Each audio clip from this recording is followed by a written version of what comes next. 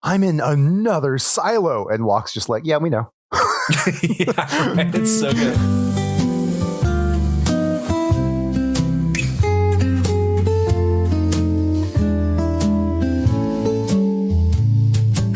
Welcome to Shelf Indulgence, where stories come alive in conversation. I'm Remy, your host and first-time reader, turning the pages alongside each guest as they revisit a book that has left its mark on them. Together, we linger over passages, chase down themes, and wander through the margins of a story worth revisiting. Whether you're turning the pages for the first time with me or revisiting a favorite alongside my guest, I'm glad you've joined us on this journey.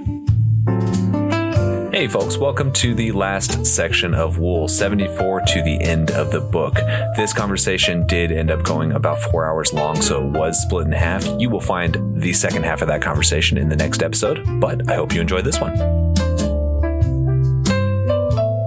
Hello, ladies and gentlemen, and welcome to Shelf Indulgence. Welcome to the last section of Wool. I'm not brave enough to say the last episode because, if you've listened this far, you know us, and we're likely to have to split this into two.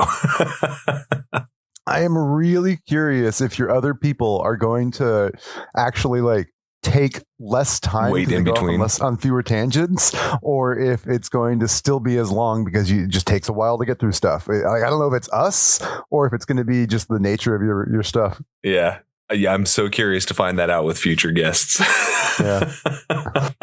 But here we are, the last section of The Stranded, which, wow. Okay, so before we get into it, I have to tell you something.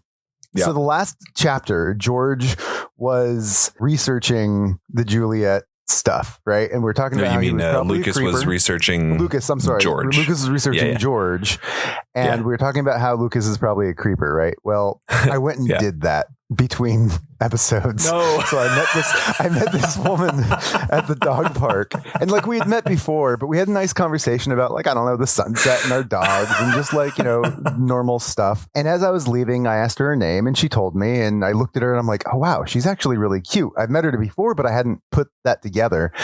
And so on my walk home, I remember her name was unique enough that I'm like, I could probably find her on Facebook. And I'm like, I thought you were going to say her name real quick. I'm like, no, wait, hang on. No, I'm not going to say it. But it was unique enough that if I searched just the first name on Facebook and the city, I'd probably find only a few and be able to easily find her. And that actually wasn't true. And I didn't find her right away, or at least I found people who I'm like, is that her? I'm not even sure. I only looked at her face once, even though I've seen her at the dog park probably 3 or 4 times. As you know, I'm normally looking at the dogs and I'm not paying attention to the people. And so then I searched her dog's name and dog at the end. I won't say the dog's name either because it's a unique dog name. And I found a photo of her dog on my vet's Facebook page, and I'm like, oh, and I looked at the likes, and there was her name, the only one that liked it with that name, and I clicked on it. I'm like, oh, I found her. There was not much in there. I couldn't tell anything about her. She had no posts that I could see, and I gave up at that point. That was it. But I'm like, God damn it, I'm Lucas. I went and did the thing.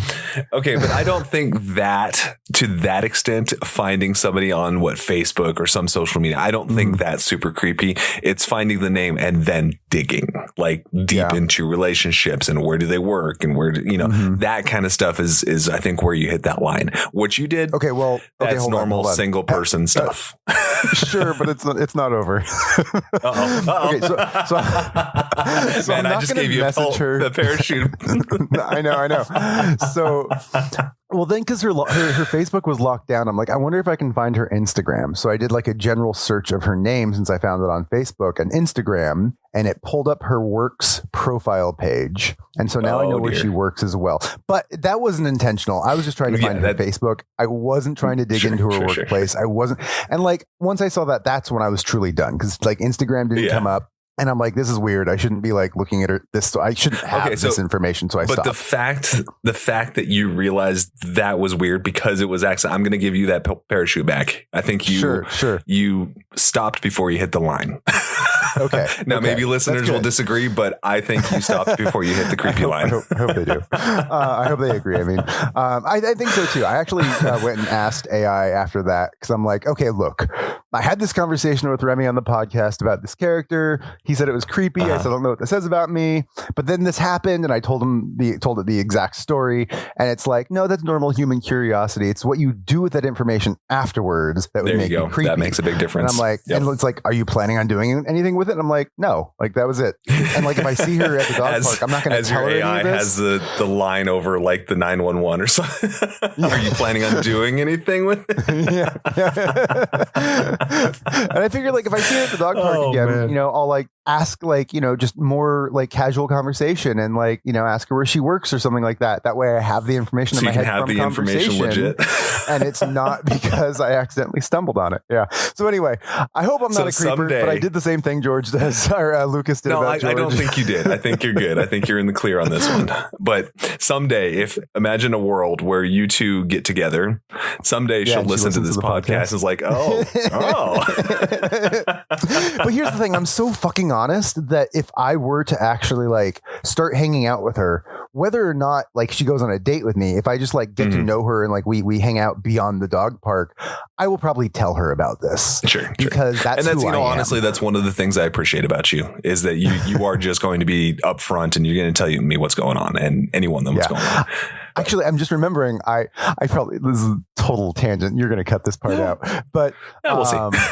with my ex-girlfriend, when I met her, like we'd gone on a date, it went really well, like made out and stuff, and then like between first date and second date, like she had mentioned a Reddit post that she had made that got a lot of upvotes. It was like, one of the top posts or whatever. And I was curious about this thing that she had posted because I wanted to share it with Matt. It was like, she knit or not knit. She crochet. What'd she do? She crochets, not knits. And I think like there's a big difference and she's kind of offended if you use the wrong one. Anyway, I don't know why, but she like knit some like cool, like scary Halloween-esque like little figure for her nephew and said that it had gotten like a lot of upvotes. And I was really curious to see it. And I wanted to share it with my friend Matt.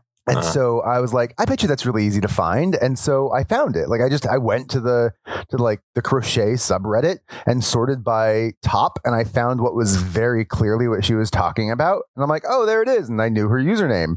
And then there's where it becomes creepy because then I clicked on her username and like read through all of her posts and comments. And then on our second date, we were talking about some of the things that I read that I didn't mean to find out about her, like some more private stuff that like it would have been better if she had told me than I'd read it. And I told her that I did this because I felt so guilty about it. I'm like, by the way, like she told me this thing. I'm like, by the way, I knew that because I accidentally like kind of stumbled on it when looking for that post, and it kind of gave her a panic attack. Like she because it was the sort of thing she wanted to control the narrative of, and I felt really guilty about that. Okay. So that's, I don't know, that feels like a line on both of your sides. Like if there's something personal that she wants to be the one controlling the narrative on, it should not be online. Fair. That's kind of on her.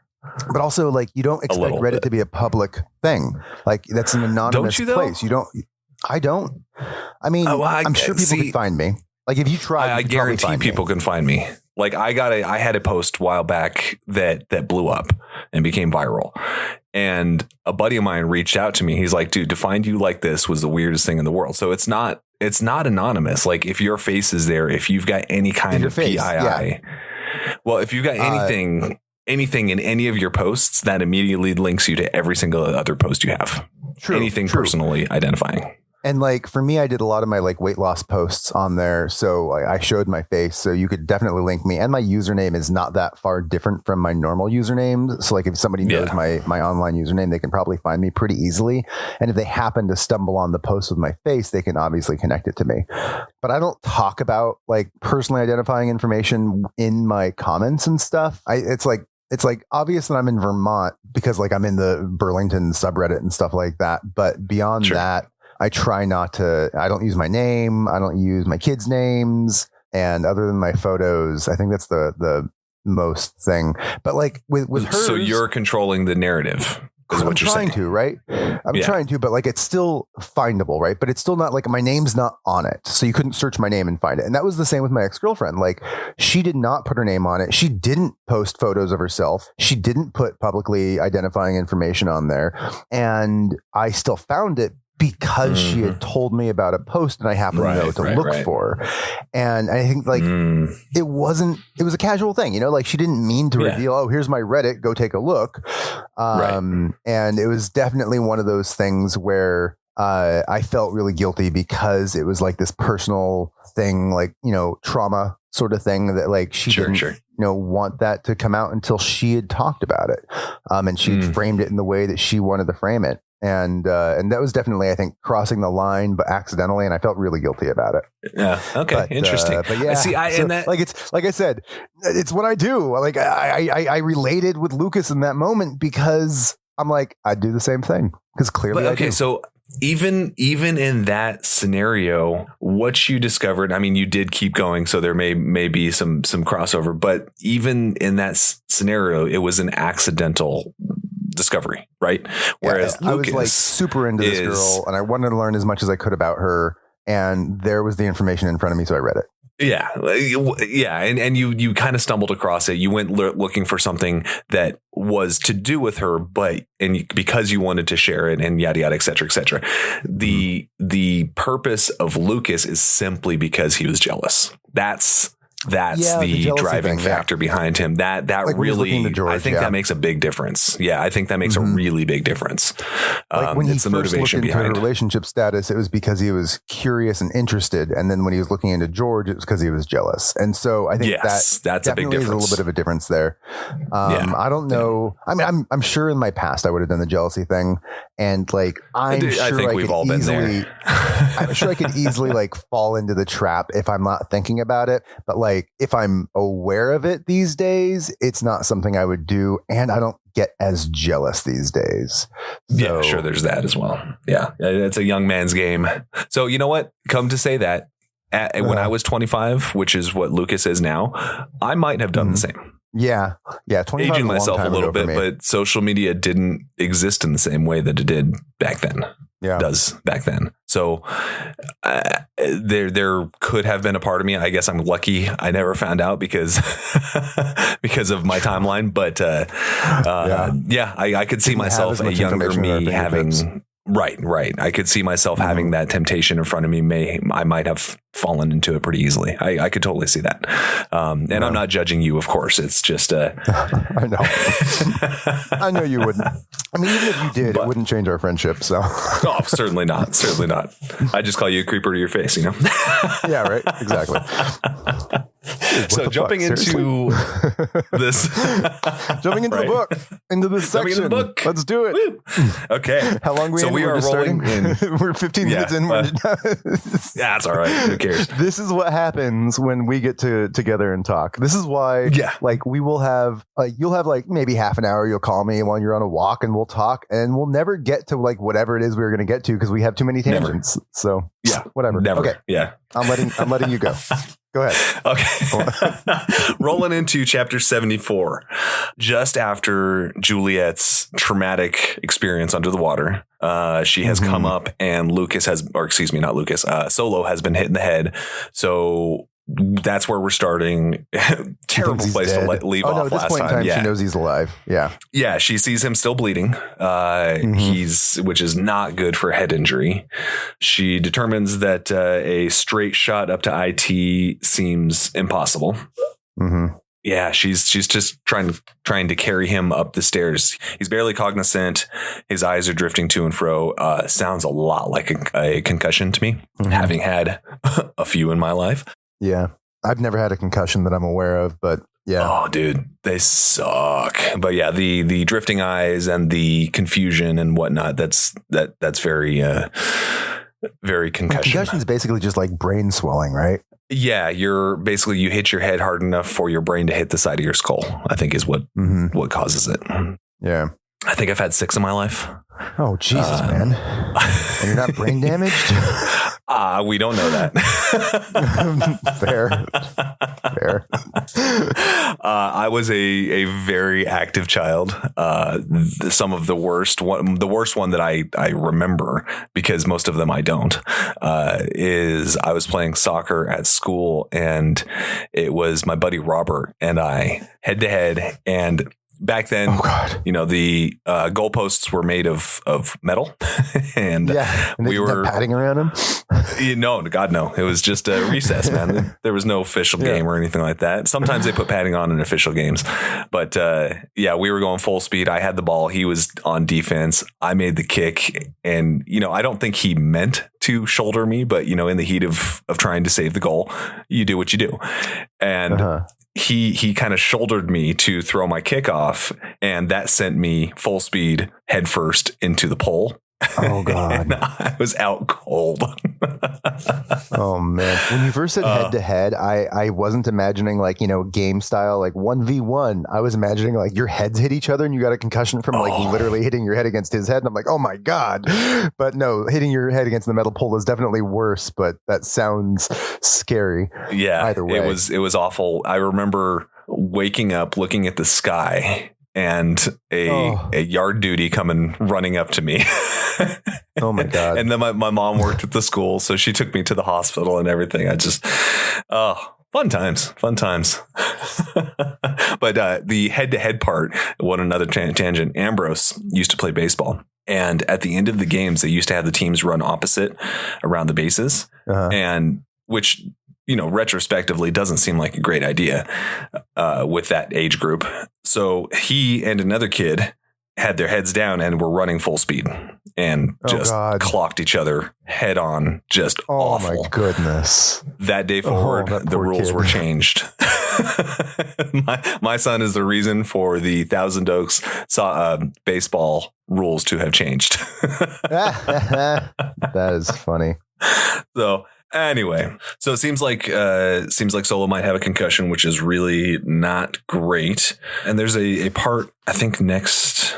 Yeah. So the next page, she thinks, actually, I believe she says, Juliette hopes it was nothing more than a concussion, and there was nothing for Solo but rest, which for those of you who are ever treating someone you think might have a concussion, do not let them rest. Do not let them fall asleep. I've heard that's actually a myth. Well, I mean, from someone that's had it a number of times and been told that 1,000 times. To stay awake, right? Yeah. They always say to stay awake, and they come and check on you and ask you your name, your address, your phone number, make sure that your basic informational functions are working. All right. So I just looked it up. AI says, but of course, take AI with a grain of salt.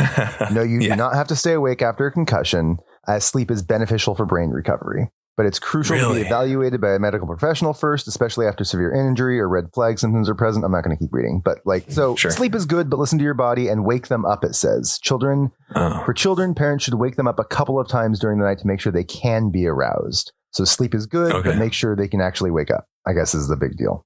Yeah. And if they don't, then that seems like, that's when you sleep is good, but if they don't wake up, I think you're too late, right? I mean, that's the reason you don't want them to fall asleep is because there's a possibility of not waking up. I think that is the exact reason. Actual website, not just AI, completeconcussions.com, that says, is it safe to sleep after a concussion? Here we go. Previously believed that individuals with head injuries should stay awake and that sleeping after a concussion was dangerous. This misinformation stems from the notion that the person has a serious injury such as brain-related or brain bleed or hematoma. Sleeping could lead to a rare and potentially fatal complication. However, brain bleeding is rarely associated with concussions. In fact, there's no scientific evidence to support this practice. Sleeping after concussion doesn't actually increase the risk of coma. All right. So apparently it's a myth. Really? Oh, fascinating. Well, I assure you, throughout the 80s and 90s, people believed that myth, myself included.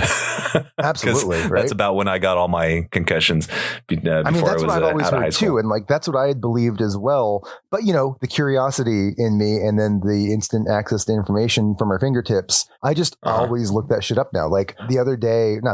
Probably a year or so ago, I overheard my ex-wife's partner comment about like, if you get stung by a jellyfish, you pee on it. And I'm like, I've always heard that too, but it seems like it's not right. So I looked it up, and that is absolutely a myth. Yeah, it's totally not a thing. And like, that's just who I am now. I'm like that instant curiosity. I'm like, I question everything now. Entire Friends timeline. Friends episode about that. Yeah. Yeah, they do. But like, it's actually a great scene too. I can just like say, hey, G, is this true? Or like what? And like, so whenever my kids are like saying something and I'm like, oh, I think this, but I'm honestly not sure. So we just look it up and like get that clarification. It's really great. So I'm not like spreading misinformation to my kids anymore. That's like, pretty I'm fantastic. Sure I would have if I was like in my parents' day of age where you didn't have access. But let's be real. Part of the fun of having kids is spreading intentional misinformation to them. Let's be real about that. I'm sure my son still believes some shit that is completely wrong because I thought it was funny that day. Oh man, there might be that sort of thing with my kids too, but I at least when they like are like, really? I'm always like, actually, no, not really. no, not really. But there's probably things that have slipped through that I just like said because I thought it was funny and then they never questioned. That's exactly what I'm thinking. I try to keep the information correct and clear, but I guarantee there are a couple things out there that I just said and he took to heart because I have no idea Especially what he held for me, like for Julian, like Oliver picks up on sarcasm quickly and easily. He dishes it out just as well. But Julian has a hard time with sarcasm. And he will ask me like I will say something that is so completely obviously wrong and he'll believe it. And I'll be like, no, dude, obviously not. And he's like, oh, you're being sarcastic. I'm like, yeah.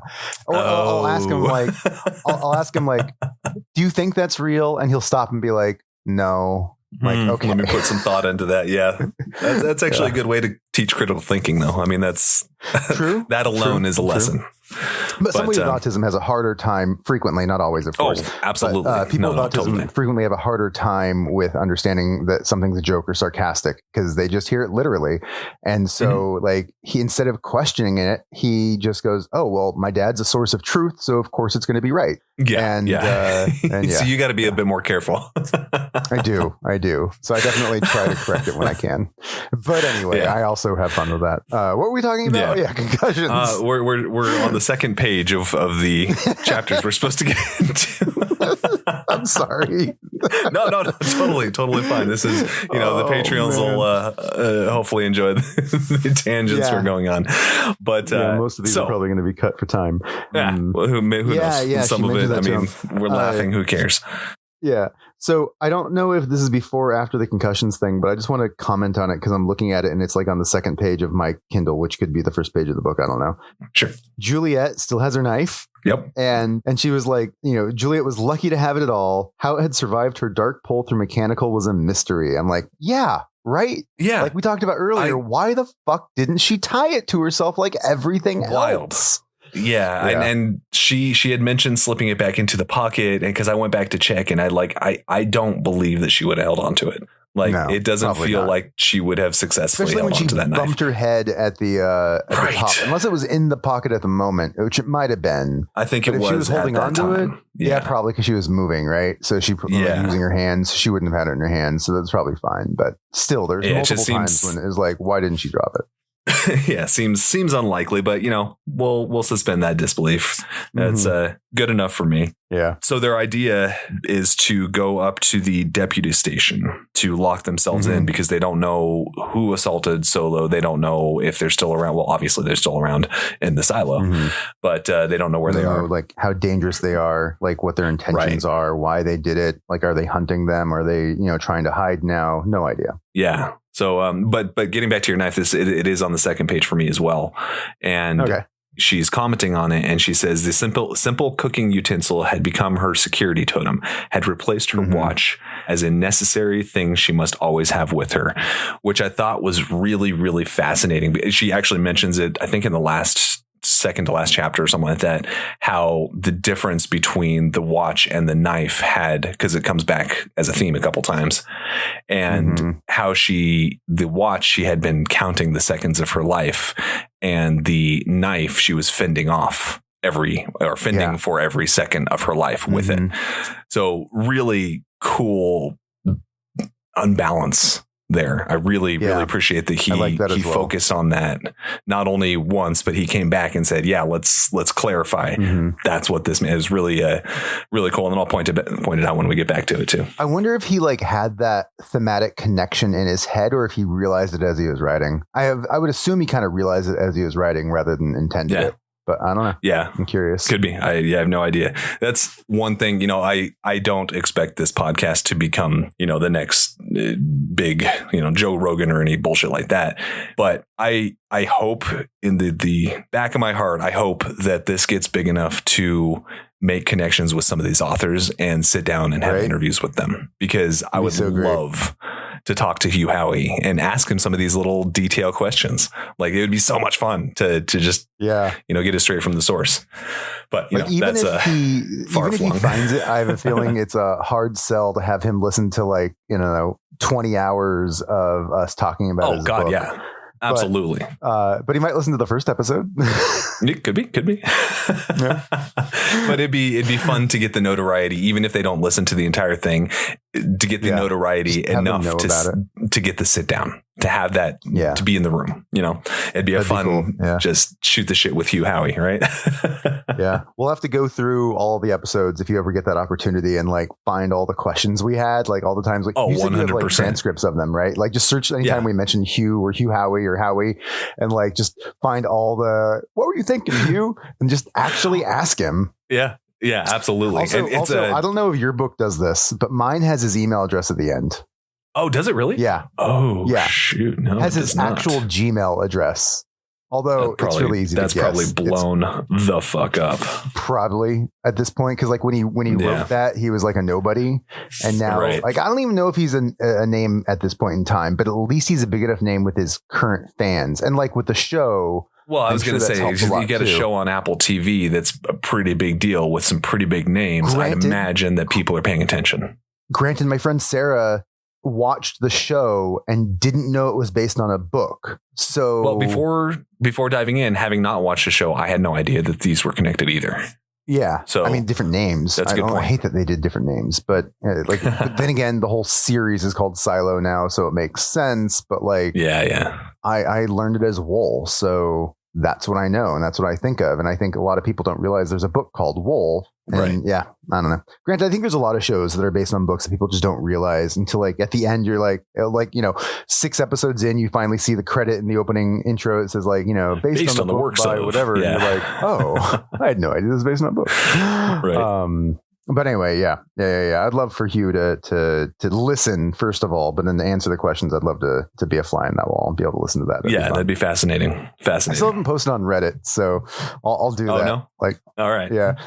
In fact, I'll probably do it after this recording to be like, I just finished the last recording of this thing and I have so many questions for Hugh, and I'll probably ask about the 34, 36, even though we've probably figured out why I did it. We have a theory. Maybe put that as part of your question, but yeah. All right, so diving back in. Since you finished reading the book, you can probably jump into this. No, because there's the other books. I don't know. Whatever. Yeah, I don't want to test those waters. Yeah. Well, anyway. So diving back in, Juliette asks him how many she thinks there are. His response is there shouldn't be anyone, or there shouldn't be any. All dead, everyone. And I kind of like his, but I'm solo. Like there can't be anyone else because I'm solo. That's the point. Yeah. That's such funny logic from someone that is essentially a teenager and concussed. It's like, but how does that make any sense? I'm solo. Simply cannot be. Yeah. But at this point in time, she assumes it's a man, full grown, scruffy beard. Yeah. Right. Yeah. That's the crazy part, because this is the second time that he says, I remember thinking he was just like me. It's like, that's such a wild disconnect. Like you forget that Solo, or Jimmy, has lived these last 34 years alone, quote unquote, alone in the silo. And I guess he would have mirrors, but still the perception is wild to still think of himself as a teenager, having no external input from anyone else. I'm feeling he doesn't look at mirrors because that's kind of what I'm thinking as well. In our lives, right? Bathrooms. He barely goes into bathrooms. Well, he goes and destroys them. Yeah, right. He doesn't shower. He doesn't Ugh. He doesn't shower. He doesn't take care of himself in that way. So probably has no reason to look at his reflection. So just doesn't really think about what he looks like and just kind of imagines himself as that young kid, which I guess he's got no reason to. Right.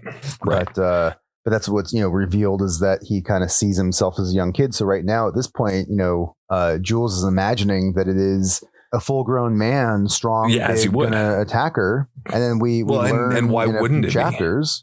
That's somebody's been there for 34 years. It's going to be an adult. And as we learn in a few chapters that it's some 14-year-old or whatever, or 16-year-old or however old he is. And I think 15 at highest. Yeah. I mean, obviously they don't know their ages based on what we read. So, which is another wild.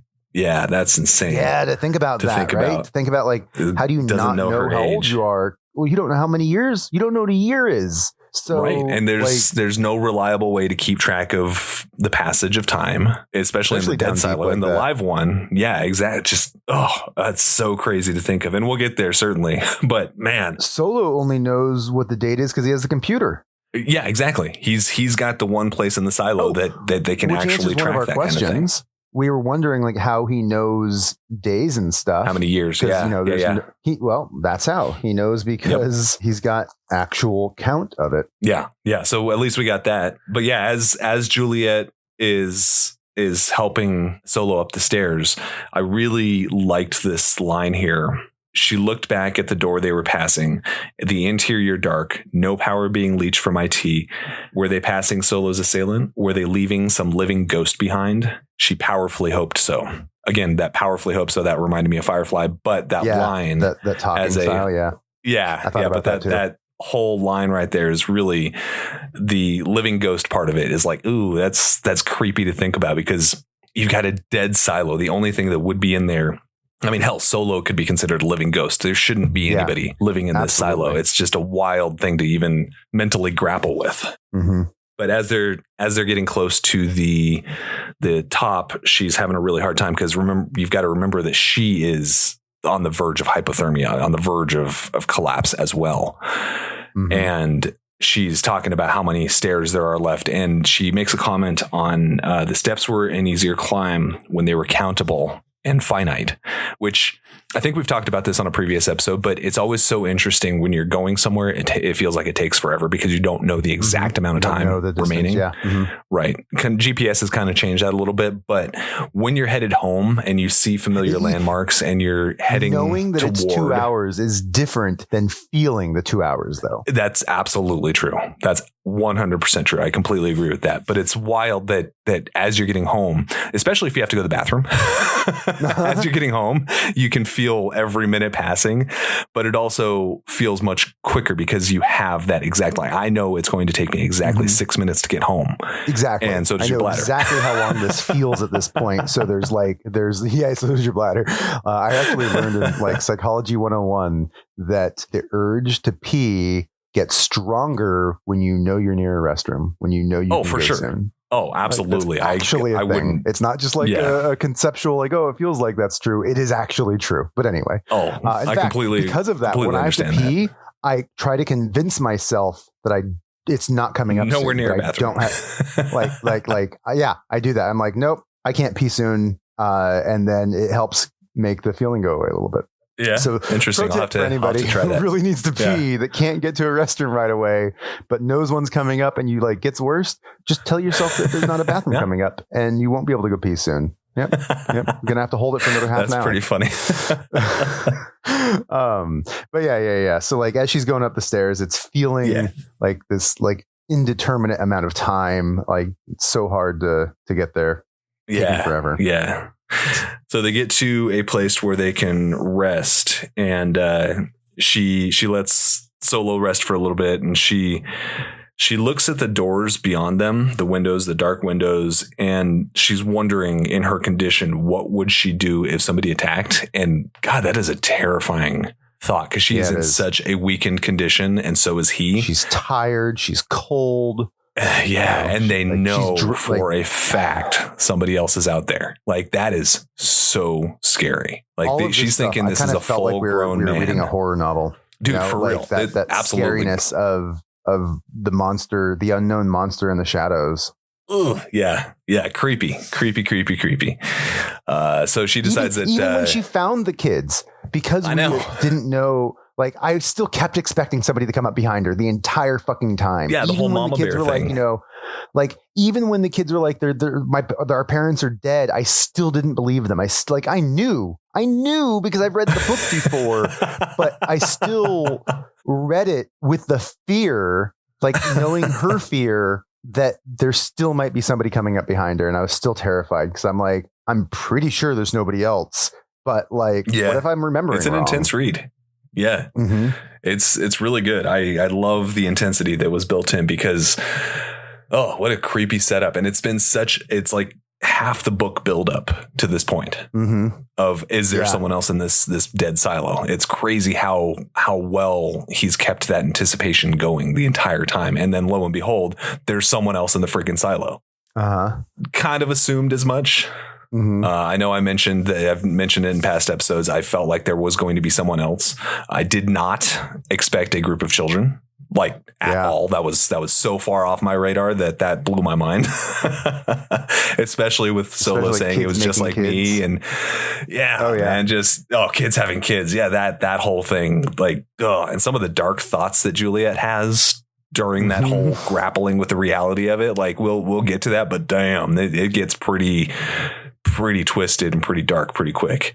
Yeah. Understandably. And like that's kind of what I love about this book. One of the many things I love about this book is that it's like he'll toss these really dark thoughts, but you know what? In that situation, these are the types of things that would absolutely enter your mind, whether you want them to or not. We'll get to the specifics of those dark thoughts, but Hugh Howey really has a good grasp on the human psyche, I think. The Lucas dark thoughts later. That's part of what I'm talking about. I won't get into the specific. We can get in there, but the one thought that he had just kind of made me think like, oh, my brain does the same thing when he was like looking at the spiral staircase, how it just goes round and around and around without ever stopping, and it's like a corkscrew into the ground. I'm like, that is such a cool thought. Oh, like, he really compares it to the corkscrew and then a piece of DNA that all of life clings to.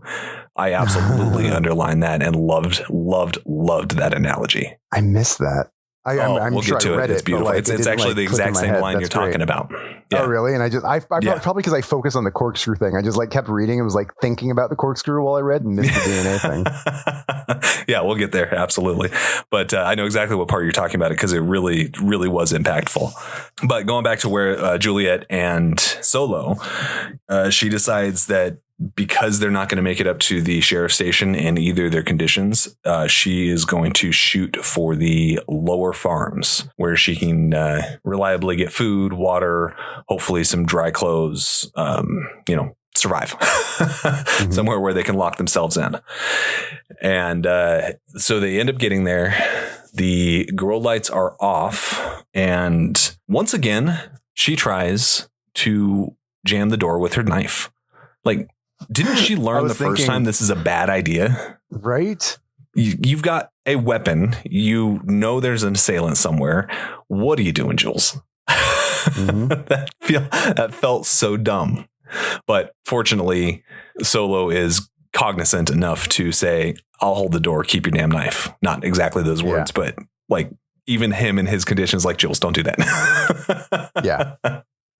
Then she breaks the classic scream rule and says, I'll be right back. And that's the end of that little section there, which I love. Yeah. So she's getting into the farms. This line here, the darkness accepted her as she climbed over the security gate, really puts you in the creepy mood. I really like this section. Accepted her. Yeah. I read a lot of Stephen King. And I love a good suspense, good horror, good turn of phrase. And one of the things I really like about Hugh Howey is that he feels very, maybe not inspired by Stephen King, but I feel like he he has that same knack to him. He's got a way of saying things that just kind of envelop you into the story. So and I just got goosebumps because I was thinking something as you were talking and waiting, hoping you would get there, because you just got to the same place that I got. When I would tell people about this book, I would say that Hugh Howey is like such an amazing author. I would say he's as like on the same level of Stephen King. And people like, when I tell them that, be like, yeah, I doubt that. Right. So I am so happy that you just said that without me needing to prompt it, because I was feeling that. I think that I'm like, dude, I think this guy's as good as Stephen King. He doesn't have the fame. He doesn't have the success. Like maybe his consistency isn't there. I don't know. Cause I've pretty much only read like 3 of his things. And one of them I didn't love as much. And one of them, like, while I loved, I didn't become as obsessed with. So but then again, Stephen King's written so many fucking books. I was about to say he's got a lot of stinkers. Duds as well. Yeah. I've read some of his that aren't great. So I honestly, using this book only as a barometer, because obviously this is all I've read of Hugh Howey's. Yeah. But I would certainly put him in the same class. Maybe, the lightweight class in the same, but in the same arena. Good. Glad to hear that, because I'm thoroughly enjoying the way he describes things, but he's not overly descriptive. Like he leaves enough to the imagination that it puts you in the spot.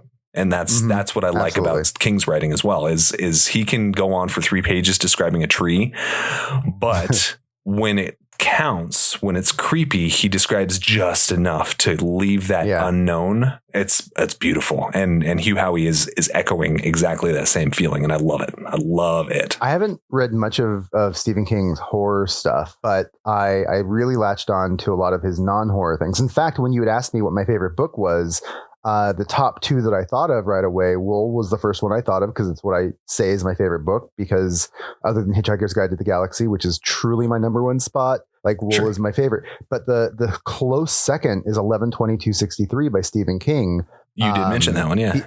It is such a good book. It's not, I mean, it's got horror elements, because I don't think King can really write without horror elements, but it's not really a horror book. It's like a time travel love story. And I loved it. And I love the way he describes his worlds and the way it pulls you in and like just gets you curious. I love the way Stephen King makes you curious about what's going to happen next. The way he like he leads you on. The language and the hints and the description of the world. And it's the same thing with Hugh Howey in this book, and how like those little things, like, the darkness, what was the exact wording, but like, accepted the her? Darkness accepted her as she climbed over the security gate. Yeah. Like that's such great visual, and it really sets the mood and sets you in like the headspace and really gets you to get that feeling of what's going on. And obviously Hugh has done this throughout the book, and I love 100%. It. I love that writing style so much. Yeah. One more note on Stephen King. I don't know if I've mentioned it or not, but the Dark Tower series is one of my all-time favorite series. And while, like you said, it does have its horror elements, it is not a horror series. It is very much I don't even know what you classify it as. It's interdimensional spaghetti Western fantasy fucked up. My brother loves that series. Oh, it's so good. It's one of his favorites. And I read the entire thing. Well, I read we had this conversation. You listened to it on audiobooks for a lot of it. That counts. But honestly, I think audiobooks, my one criticism of audiobooks versus reading the physical book is that I think that sometimes I don't retain all of it because I'm hearing it and it's sometimes passive. Whereas reading is a much more active activity. And so like, even though ADHD means my attention isn't always fully on what I'm reading, and I sometimes have to read a page over again to understand what I just read. Same. It's a lot more active experience, and I retain it a lot more. Whereas listening, 100%. I don't necessarily, but I still get the sense of the story. I still get the entertainment aspect of it. I still get the overall of it. And for those books, for the Dark Tower series, I listened to them all kind of back to back and couldn't really tell you where one ends and one begins. Oh, really? What happens in each, with the exception of Blame the Train. Like Blame the Train is like burned into my head for some reason. Yeah. I think I actually hated that section and maybe even that book. What? Are you kidding me? The Wastelands number 3 is my favorite. That's where Blaine is. But I think about it a lot. and so like even if I didn't necessarily enjoy it while reading it, it stuck in my head. And that I think is interesting. And like, but anyway, yeah, like the Dark Tower series, some of the books I loved and some of them I was like okay with. The one where we learn about his childhood. Which book was that? Like 4 or something like that? That was Wizard and Glass exactly, number 4. But yeah, that one I really enjoyed. I thought I was going to hate it. That was so good. Because I'm like, oh, it's taking me out of this other story, but I ended up really enjoying it. Jake. I really enjoyed Jake. Anyway, Jake is a great character. We'll talk about that. We can talk about it another time. But yeah, so Hugh Howey, good writer, in the same class as Stephen King. Yes. So as she's making her way into the farm, she is, the mechanic in her is wondering how the connection worked. She's feeling like she should have flipped the switch to find out, but obviously there are more pressing matters at hand. Yeah. You know what really bothered me in this section? And it's not Hugh's writing. It's just like Juliette's decision. She gets the water. Solo is like dying over there. He needs water. She goes and fills the water cups and then leaves them there. She doesn't take it to Solo before she goes and looks for warmth. She should have like taken him the glass and then gotten warmth for herself. And that bugged me so much that she didn't do that first. That was like the pressing immediate thing. And he never got his fucking water. I know. I noted that too. It's like, well, that sucks for him. Poor man's dying, thirsty. Yeah. Obviously, he came through and everything's fine, but like, damn it, give the man his water. Right. Damn it, Jules. Come on, Jules. But she's grateful to be out of the frigid stairwell, having left Solo in the frigid stairwell. So they're going to plan to go to the mids tomorrow instead. And she mentions that she reaches for the switch, even though it hasn't worked in 3 decades. Yeah. And I do that shit all the time. I have such a habitual brain that when we moved to this house, my wife put our face washcloths in a closet in our bathroom where we keep the towels and the extra, toilet paper and all that jazz. And, for maybe 2 months, first 2 months that we lived here, that's where the towels were. So I'd go grab them, do my thing and move along with my life. In the 3rd or 4th month, she moved those to the drawer, which is significantly more convenient. But to this day, when I go to grab a towel, I will turn around, start walking toward that closet before I grab the towel. Yeah. That is so much more convenient right in front of me. And it's infuriating because our brains just lock in this habit. Just won't adjust. And I can't turn it off. I actually have a similar story that's even more relevant to the text in the book just now. I installed a smart switch to my kitchen light, so I can use my voice to turn on this dumb light. And it has a button because like it's just a smart switch that you can actually control with your voice or the button, which is great. Most of them you can't do both. And this one you can do both. And I love it. Yeah. We got a complaint about the only bulbs that work with said switch, but that's a different story. And the switch has a dimmer on it. And so I kind of tested once. I'm like, oh, I wonder if I can dim this LED light in my ceiling. And it worked. It dimmed the light. And I'm like, oh, this is beautiful. There must be a dimmable light. Come to find out, it wasn't a dimmable light. And the constant dimming actually fried something in it and it blew and it doesn't work anymore. It got to the point that like as soon as I turned the light on, it blew the breaker.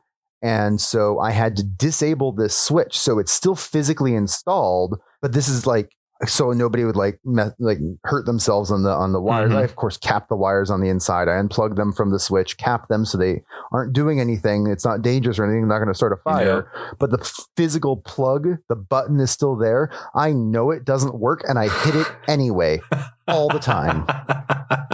Yep, that's about right. That's but funny. Anyway. That is very relevant. Once I get a job, I'll fix that light and put a real dimmable in there. It'll be great again. But for now, no button. Doesn't work. Yeah. Anyway. It sucks. Yeah.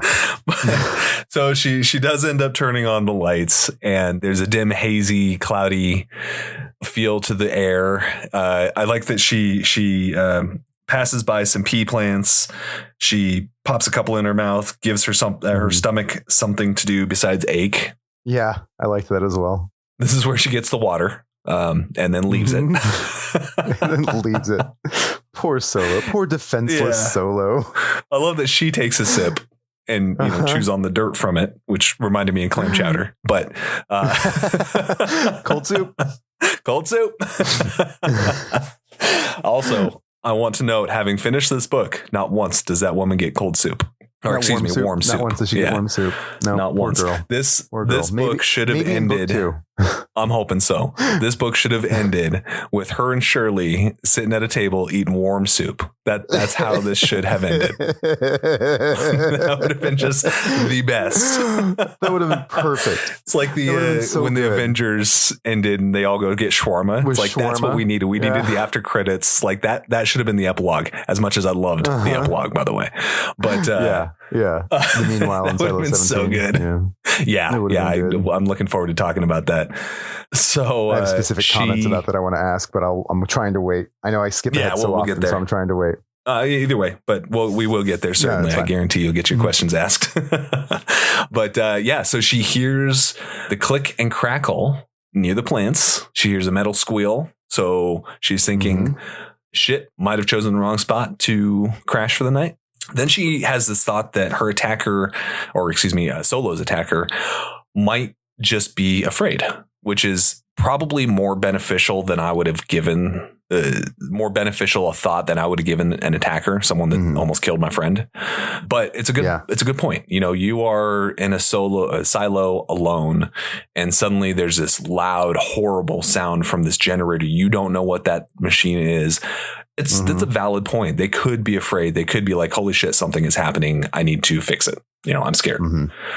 Still a bit aggressive, but more understandable than just straight up attacking someone that, I wonder if it doesn't sound like it, but as we meet the kids, we meet Rickson and Elise, and I don't remember the rest of the kids' names, but as we meet them, it doesn't sound like they were aware. Do we? Okay. It doesn't sound like they were aware that anyone else was in the silo either, but it doesn't feel like. I was wondering about that. Yeah, it doesn't feel like Solo or Juliette were. Yeah, right. I feel like they probably would spy on them because, if they were in this farm, she mentions like the dirt was stomped down from weeks of them filling their water there, and we now find out that it's in the same farms just farther back that these kids were living. Not just like they were this time, but like they were clearly living there with the trimmed bushes and stuff. Like they had to know that Juliette and Solo were here. Yeah. Right. So, and I'll bet their parents absolutely knew. Like there's no way in hell they didn't. The parents of these children. But I agree with you. It feels like the children should have known, or maybe they did. And it's not, I don't know. It's maybe they didn't know Solo existed until Juliette showed up. And then like for the past 3 weeks, they've been like, what the fuck? These people, where did these people come from? Where did they come from? Are they ghosts? Are they figments of our imagination? And that because Solo never made the trek down very often, did he? Yeah, no, he pretty much stayed where he was and destroyed the bathroom. So that's probably more likely. That's probably exactly what it is. So these last 3 weeks, and then suddenly there's this big sound. So now it's time to do something about it. That makes a lot more sense to me. Yeah. I can get on board with that. Yeah. Yeah, I can see that. Definitely. So yeah, she's pushing through this overgrown toward the sound, this overgrown greenery in the farms, the plants feeling unwelcoming. And she's thinking about how she'd prefer to make contact with these people, diffuse the situation rather than she's not looking to attack back. Calling out. Is basically right. This is when she's thinking about how old this person must be. Solo having said that he was about his age. Yeah, that makes sense. He would have to be yada, yada, which that's exactly the same thought. Like obviously it's going to have to be someone his age or older, someone that was younger than 16 when this whole thing went down probably wouldn't have survived. So it seems likely that this person would be Solo's age or older. But of course we find out at minimum, they are her age, right? Like if they were a baby and their parent like raised them until they were a teenager and then the parent died, like that feels minimum. They'd be like 34. But that's kind of like what you're thinking, right? Like you're thinking they've got to be at least in their like 30s, if not 50s. Yeah. And so she pushes into this pushes through the unwelcoming plants, and she gets to a point where the farms here were different. They're groomed, tamed, recently guided by the hand of man. And she says, it says, Juliette felt a wash of fear and relief, those two opposites twisting together like staircase and rail. Really cool analogy. Mm-hmm. God, can you even begin to imagine that fear of holy shit, there are other people. Oh, holy shit, there are other people. That's like, oh, that's awesome. And oh, that's not good. Very, very much at the same time. I think she says something about like wanting there to actually be another person, but also not wanting there to be another person. Yeah, that's the conflict there. Like that's maddening. So she says that there was absolutely someone here, and it was this time she wasn't imagining it. She didn't have to fight the awareness or think she was going crazy, which has got to be relieving. Yeah. She's been in here for like a month at this point, thinking she's losing her mind already. But so this actually answers our question. Okay, this does answer our question, because Solo has things go missing, lights get turned off, yada yada. They had to know. The kids had to know the existence of Solo. Yeah. So okay, that actually answers our question very cleanly. Cool. We don't have to worry about that. That just popped in my head. I didn't even think about that. Well, I mean, or they had to know. They had to know to sneak around him, keep on. Yeah. He had no idea about them, but they knew about him. It has to be that way. But she's passing through doors. Only one of them is closed, and she hears crying from the other side of it, and it's locked. So obviously someone's behind it. Yeah. She is trying the door, and it flies open, pulling her in, and she gets whacked on the shoulder by Solo's wrench. She was going to get in the head. Yeah. Same here. But I figured, it probably wasn't going to happen because there were 2 more books. But then again, he's killed the main character a number of times already, so who knows? Yeah, right. You can easily maybe come up Solo with a new gets main back to the other silo. But yeah, she gets clocked in the shoulder, and it says she swung the knife out of her in front of her, felt it hit the man's leg, and then the wrench clattered, and people, plural, were shouting. Plural. So we know there are at least 2. Yeah. Yep. Then she realizes that it is a boy no more than 14, maybe 15. So that's where we find out Solo is not quite Solo. As there is. Well, yeah, also not Solo. But just that was such a twist that really, really threw me. Yeah. No way did I see that coming. Yeah, absolutely. That's great. Because I keep forgetting that I know these things already. And so it's not as impactful for me to read. It was still impactful because the buildup, even though I knew it was going to be kids in there, even though I was pretty sure there wasn't other adults, I still had the feeling, because I enjoyed the writing really built up to that. But but once the reveal of the baby, for example, I kind of thought to myself, it was a back of my head thought of I wonder what Remy's going to think about that. Because it didn't feel like this big reveal to me. I was just oh yeah, the baby. Huge. There's a baby too. Yeah. So how did that feel to learn they had a fucking baby? Dude, so the kids threw me. The fact that this was a 14, 15-year-old boy, then the fact that there were 5 kids, holy shit, that's wild. So are these kids all siblings? Did this one couple that was left over just produce like rabbits? Is the baby a product of incest? There are a lot of questions here. So yes, the kids alone really threw me, because that was not even on my bingo board. I didn't even, that thought didn't even come close to occurring. So that blew my mind. And then the fact that there was a baby was what the fuck are we dealing with here? That is wild.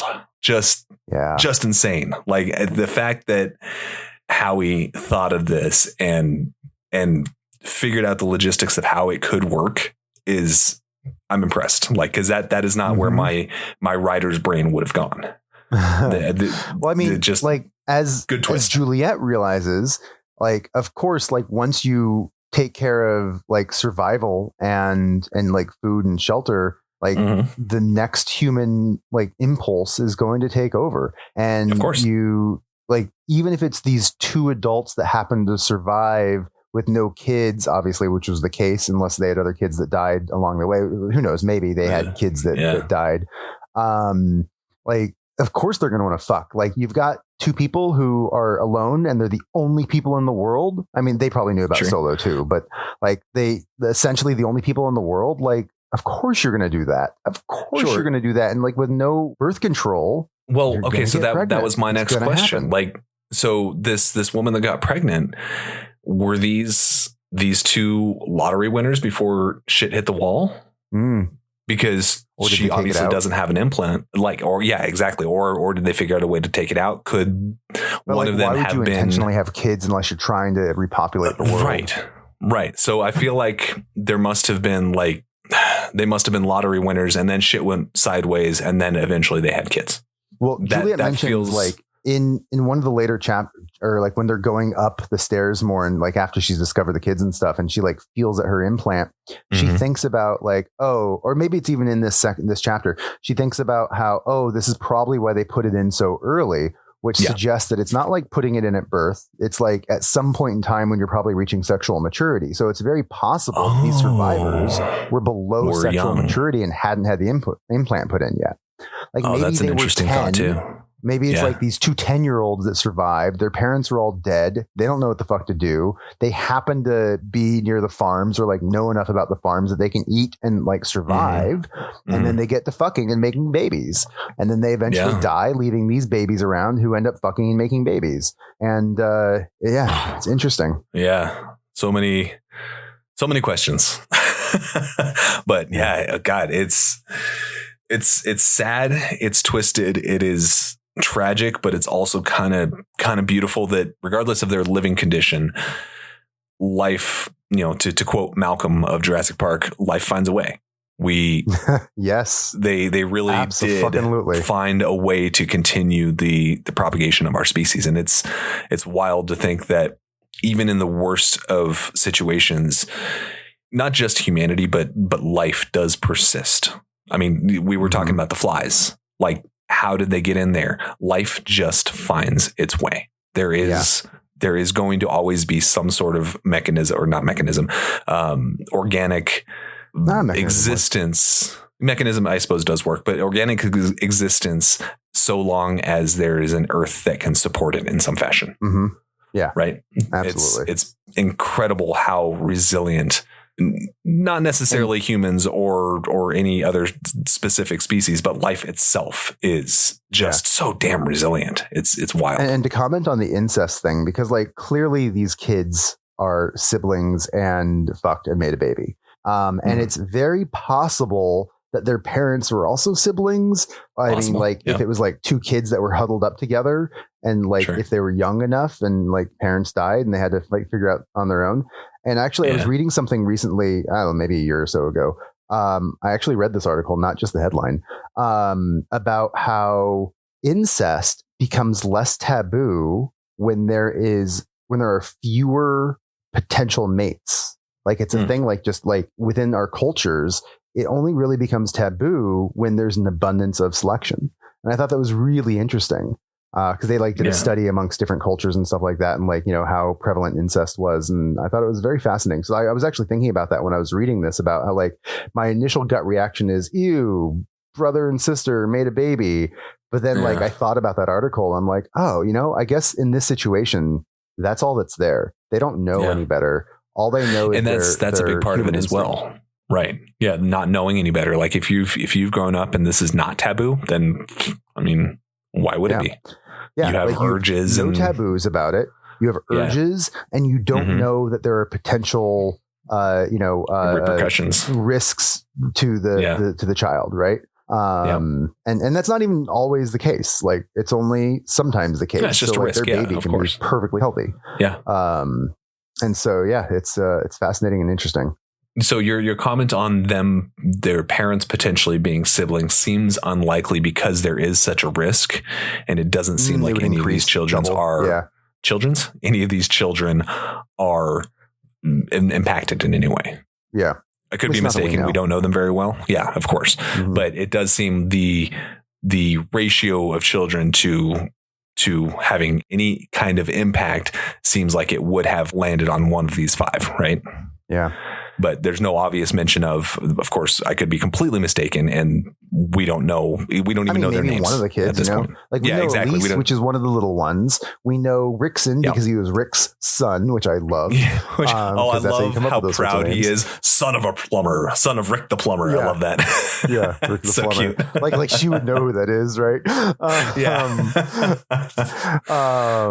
If he was Rick the plumber, he was probably at least a shadow by the time this all happened. So he was probably in his early teens. But anyway. Yeah, that would be my assumption as well. He had a job. But I was just thinking, like, can you imagine what the life of these kids was? Like, horrible. Solo is one hand because he knew what happened. He knew about the world at large. He had access to education and information and the computers. But these kids grew up in this dead world without really knowing anything about what life could be like.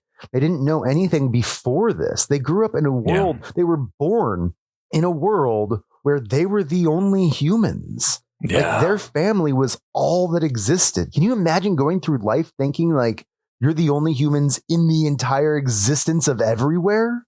Well, and the only other human that exists, they've been told to hide from their entire lives.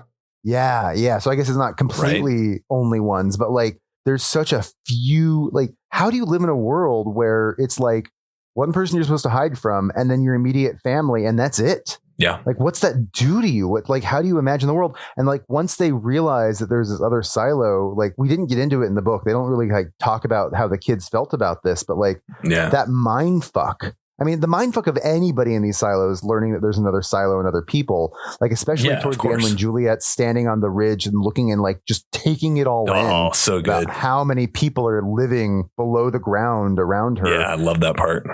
Like, that's amazing. I highlighted that phrase because it hit hard. Like, it talks about how it hit hard for Juliette, but it hit hard for me too, even though I had read it before and knew it. It was just like the concept of the scale. But like these kids, like they don't even know that any of this exists, and they don't know that there are other people out there. And then to find out that there's not just other people, but like a whole shit ton of other people. Like, I'm really curious to know like more about their experience and like especially their experiences, assuming like that, like Juliette saves them in some way. Cause we know that's on her mind, right? We know that's her goal. Of course. Like, I don't know how she does it cause I don't remember, but so the epilogue gives us hope that is going to happen.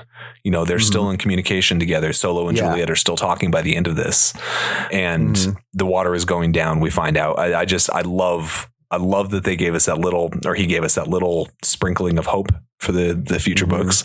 And I'm so interested to find out where those characters go and if they're going to get to the diggers. And there are so many questions left unanswered, but at the same time, as you said, when we get to the end, we absolutely will have some thoughts on it.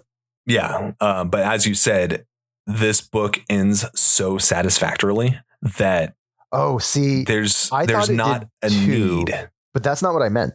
No? Okay. I meant the series ends satisfactory. Like, because you get all the answers. Sure. And I'm sure you get more answers in book 2 and 3. Absolutely. But even if I just had this book and that was the end of it, it's like, dude, I'm satisfied. This is a solid, well-told story. There's comeuppance. There's hope. There's every aspect of a story that I look for is already installed in this book. I wouldn't have to go on. I'm freaking excited to continue, of course.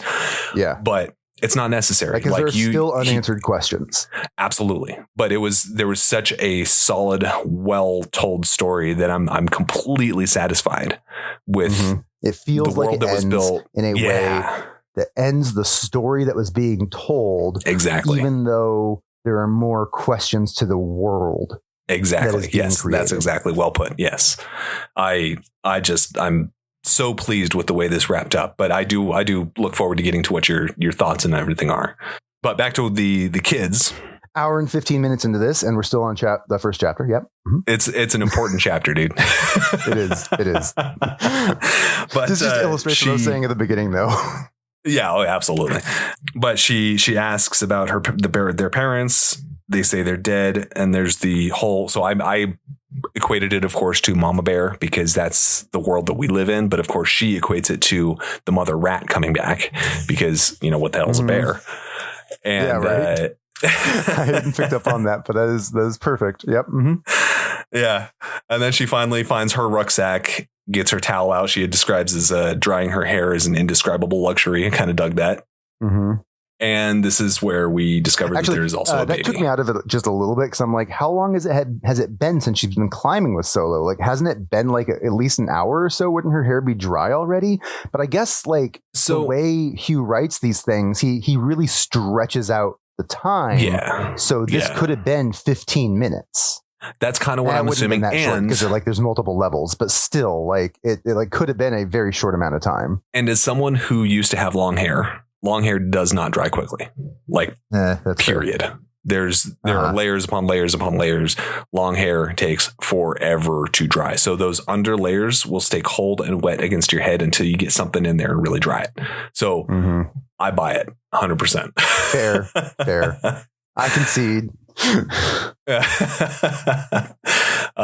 Man. So diving back in, this is where the child is discovered, the baby, the kids having kids, which is just, oh man. So she tells them that she's not going to let them live like this. Solo and her are going to take them up to IT and give them a little bit better of a life, which is great. I love how immediately she has that decision. Like, this isn't like you're here. Let's make sure you're not going to attack me and I'm going to go take care of my shit. No, she immediately is like, all right, come on, we're going. I'm adopting you. Yep. Yeah, she's building a little family in here, completely unexpected, which is good for her. I love it. Mm-hmm. I hope she's like, when she's over at her silo, I hope that she continues to talk to the kids too, not just Solo. I'd imagine so, but I don't before she can get back to him. Yeah. It feels like, well, I don't remember if Elise, well, we'll have to readdress that because I know that Solo thinks that Juliette would be happy to hear that. So obviously they're still in contact because he's reaching for the radio. Mm-hmm. They would have familiarity with her. They would want, especially the younger ones, would want to talk to her. Like, I don't know if you've ever called a friend that has kids that you know, they always want to say hi. Mm. So I feel like there's probably... I don't really have any friends with kids that I know. I have lots of friends with kids, but none that I've like made relationships with. Oh, interesting. But like, for example, we have a couple of goddaughters that live in Texas. We talk to their mom weekly. And when they're around, we do not get away without saying hello. They adore us. They want to say hi. They're familiar with us. So they want to chat and we want to keep that relationship alive as well. So the moment we get on the phone, they're there. Like, doesn't matter what they're doing. They are like flies to a flame, or moth to a flame rather. Yeah. And I think that there's likely a relationship maintained. I can't imagine that wouldn't be, especially with the younger, the Rickson and the older gal, maybe not, but the younger kids, especially the ones that were more eager to pack up and go with them. Like, oh, cool. There are two adults in here and they're not as bad as we heard. Let's do this. So we find out that the baby girl does not have a name. Thought that was interesting. Yeah. I'm trying to figure out, does it say how old the baby is, or is it just an estimation? A few months. Okay. So a kid without a name for a few months is surprising. Even being this young, I feel like they would have named. I mean, I don't know. I think culturally we just kind of like get excited about naming our children when you're like, especially when you're anticipating, a child or want a child. But I've heard that that's actually, like, I've heard this before where people don't come up with a name right away. They're like, sit with the kid for a little bit before they actually get to know them before they give a name. But also you think about like these kids in their situation, like Rickson is literally named after his dad. He's Rick's son. Yeah. And so like, what other naming convention do they really have? They might not have really like thought about what that would be, and maybe just the baby. And so that's all they really had to reference it by. I don't know. We have Elise, which is an actual name, and she seems adorable because she has a loose tooth. The information that we have about Elise. She's young, adorable, and has a loose tooth. But I mean, she has a name, an actual name. So Rickson feels like a non-name, and Elise feels like a name, and she's younger. So it's a curiosity. I'm wondering how that occurred. Might lead to an answer of them not being siblings. Might have been named by other people. Possibly. You get bored. Yeah, I don't know. But it's just a thought. But what's most impressive, names aside, what's most impressive to me is that they had a baby and they were able to keep that baby alive. These young children had a baby, cut the umbilical cord. I mean, there's a whole process to having a baby. It's not too hard to keeping a baby alive. You put it on a boob, you feed it, It cries, you feed it. Okay, it but poops, the actual birthing process, like how would they know to cut a potential?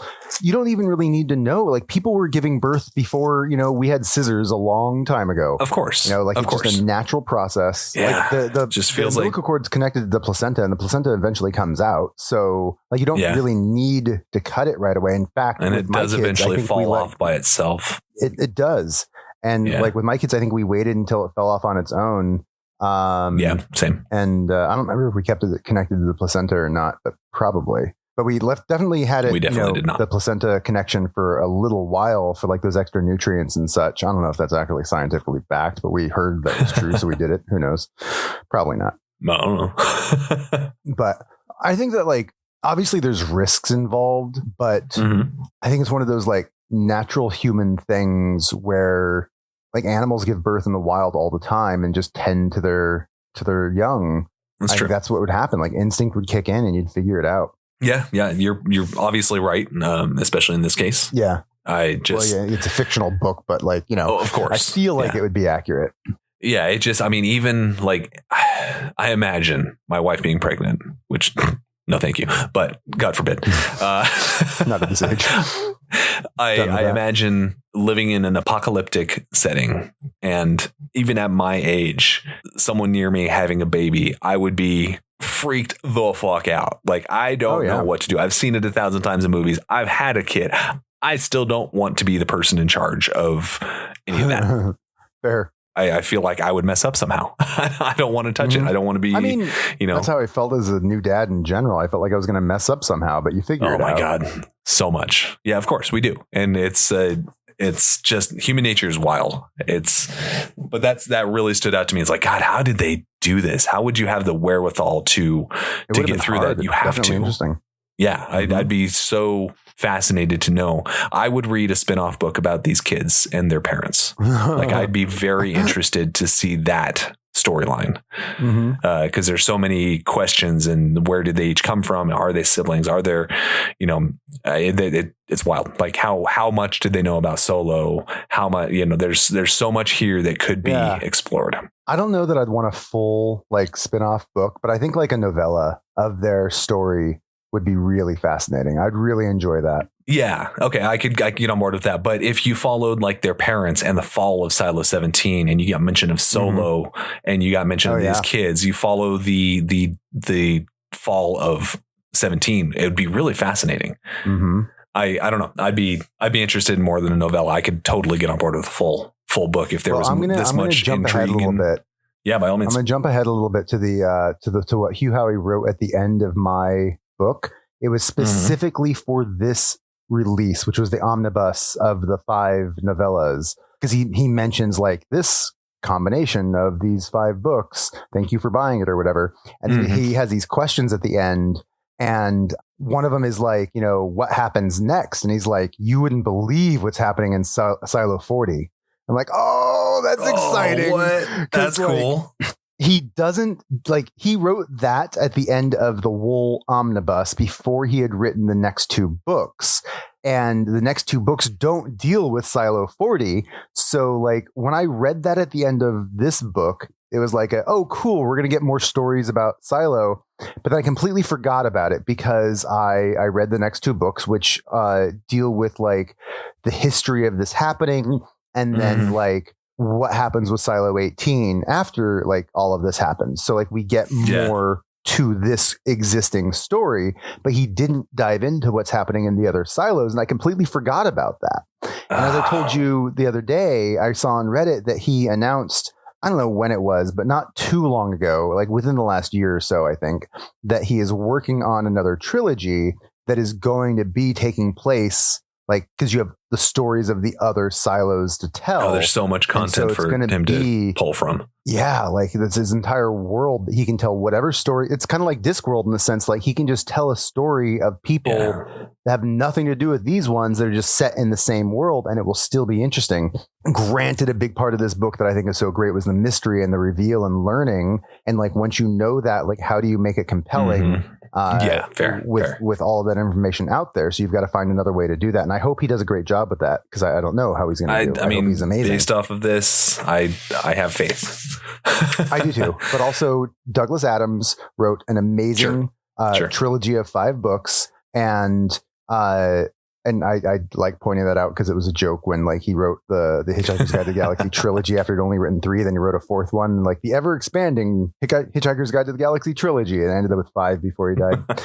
And he like had massive success with the Hitchhiker's books, and he wrote other books, but none of them were nearly as popular. And like I've only read maybe 2 of the other books, and I haven't read all of them, and they didn't grab me in the same way. And so it's like so much the world that he created that I latched onto. Also his writing style, but essentially like the world and the writing style together. And the other ones didn't grab me in the same way because it wasn't that same world.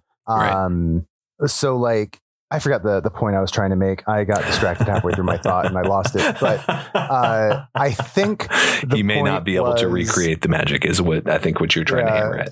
Yeah, like exactly. Like you might not be able to tell as compelling of a story once you have that one big idea. Like you might struggle with other ideas. Even if you're a great writer, like the ideas might not flow. And so it's always a possibility his other books won't hit as hard because they won't have like these concepts that really draw us in the same way.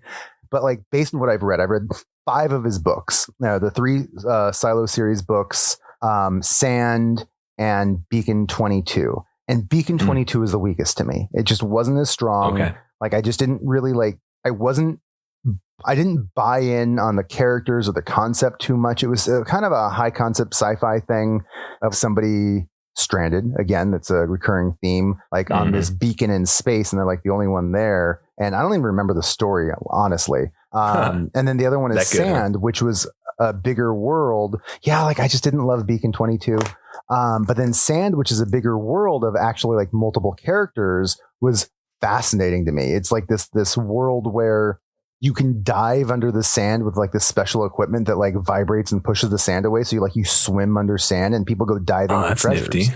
And like in this world where like if you go beyond to the no man's zone, that's not what it's called in the book. I can't remember what it's called, but like, that no man's zone, anybody who goes there ends up dying. And then this one girl comes back and that like kicks off the story and like what's out there and stuff like that. That sounds interesting. I'd like to read that. I don't remember all of the details of Sand. There's no show for me to watch to like refresh my memory. And and Wool was a bigger impact on me, so I remembered it stronger. I did very much enjoy Sand, but it was so long ago, I couldn't tell you the details. It's not something I've thought about constantly throughout the years. I'm like, it's an interesting concept, though. I like it. Comes back to my brain. Yeah, it's really and with his writing style, I'd be interested to read it. Yeah. I might reread it before I read the second one because I don't remember enough, but I do want to read the second one. We'll have a little gap between. So yeah, like he at least has one other series that I liked one of the books strongly enough that I would read the second one. Okay. And I remember his writing style being really good throughout that as well, but it wasn't as interesting as the world of Silo to me. Interesting. Like, told a compelling story. I can't even remember the character names in Sand. Like I don't really remember those sorts of details, so it didn't stick in my brain as well as Wool did. Whereas Wool, even before the show came out, like I remembered the characters for the most part pretty well. There's some characters I didn't remember at all. Like I didn't remember Mark. I didn't really remember Shirley. I remembered Knox. I don't know if I remembered his name, but I remembered the character of Knox. I probably remembered Walk. I definitely remembered Juliette and Holston. Right. And Solo, of course. Like these are the characters that like obviously were strongly embedded in my head. Yeah. But I can't, like, I remember 2 characters in Sand. I only remember the girl because I recently read a synopsis of Sand that like reminded me of her. Like I remember they're brothers, and like the one brother is the narrator and he's like the main character or whatever. And that's all I really remember. I don't even remember what happens throughout the story. All I remember is the conceit of like the technology to go diving in sand and getting treasures, and like, cause that was fascinating and cool. Yeah. Something that sticks. That's interesting. Long tangent here to just kind of say like, I don't know. Like, I think like when he writes these other books, I'm going to be all about it. I'm going to read them for sure. But I don't know if they're going to be as good. They might be. I hope they are. Yeah. He was a great writer. Hard to recapture lightning in a bottle. Yeah, exactly. Yeah, absolutely. No, I'm really intrigued to read some of his other stuff. Yeah, I appreciate you spilling it because I'm very curious to know where where he goes with his career, because his writing style is fantastic. I really, really dig it, and I want him to succeed. But getting back into the end of this chapter, Juliette hears another squeak, and she's like, "Jesus Christ, what now?"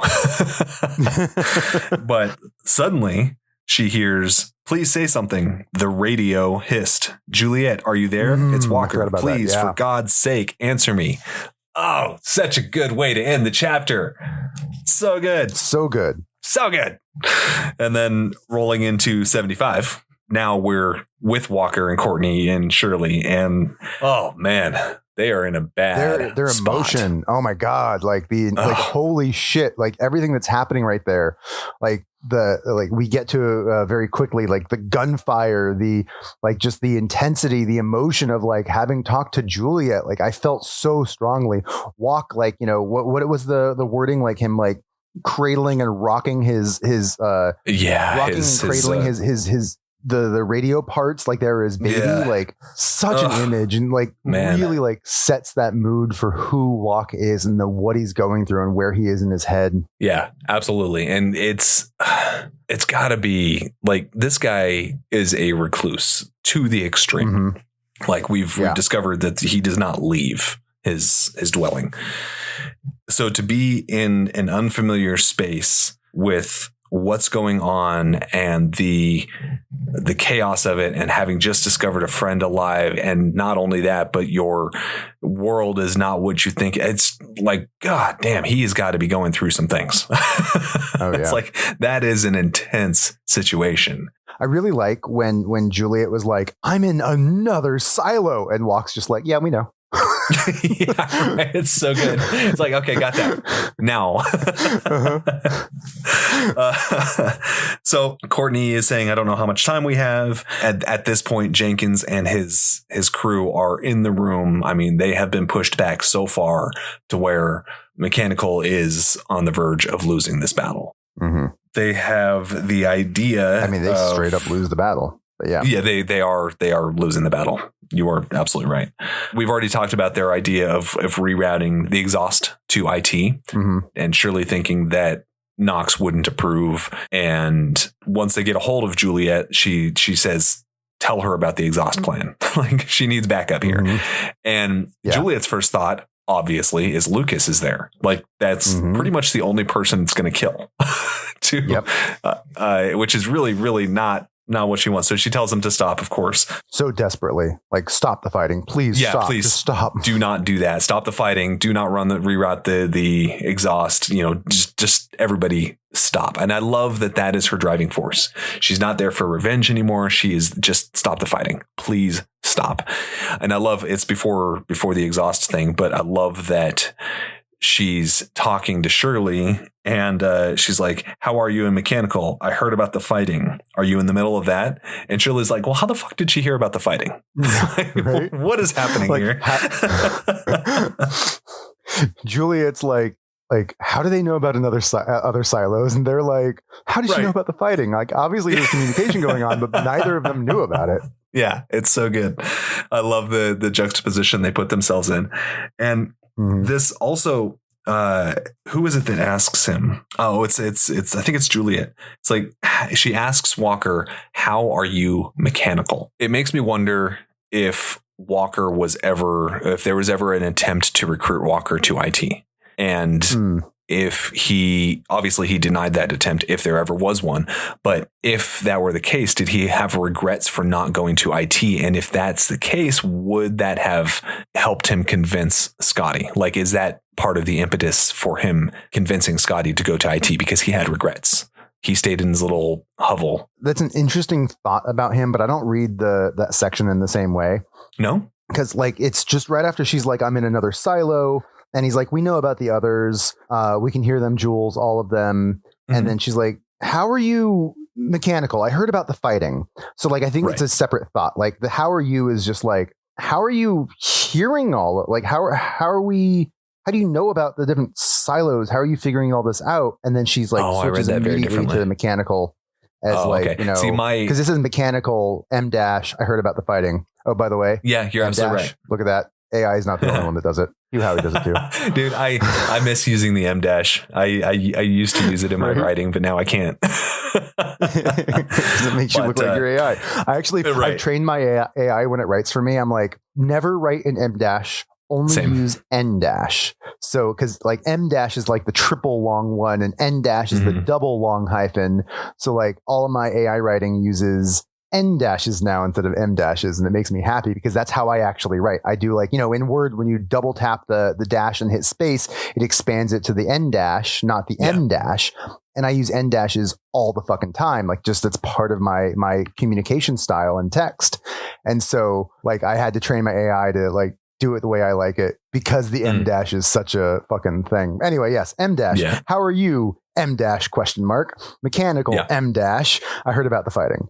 Anyway. Oh, see, I read that very differently. Like it was how are you in mechanical? How are you not IT? Mm-hmm. That was my read on that. But the way you said it, that does make a lot of sense. But it's a good question as well, because it is Walker absolutely. is like, intelligent enough not to be stuck in all the radio mechanical shit. He should have been IT. I mean, I'm glad he wasn't, because if he was, like, this whole thing wouldn't have happened. Well, that's like what we were saying. There wouldn't be a book. Yeah. It's like so many times in movies, I'm like, why didn't they just do X? It's like, well, if they did X, the movie would end. Exactly. So, that's why. Boring. But so that's the way I read it. But the way you're interpreting actually makes a lot more sense in context.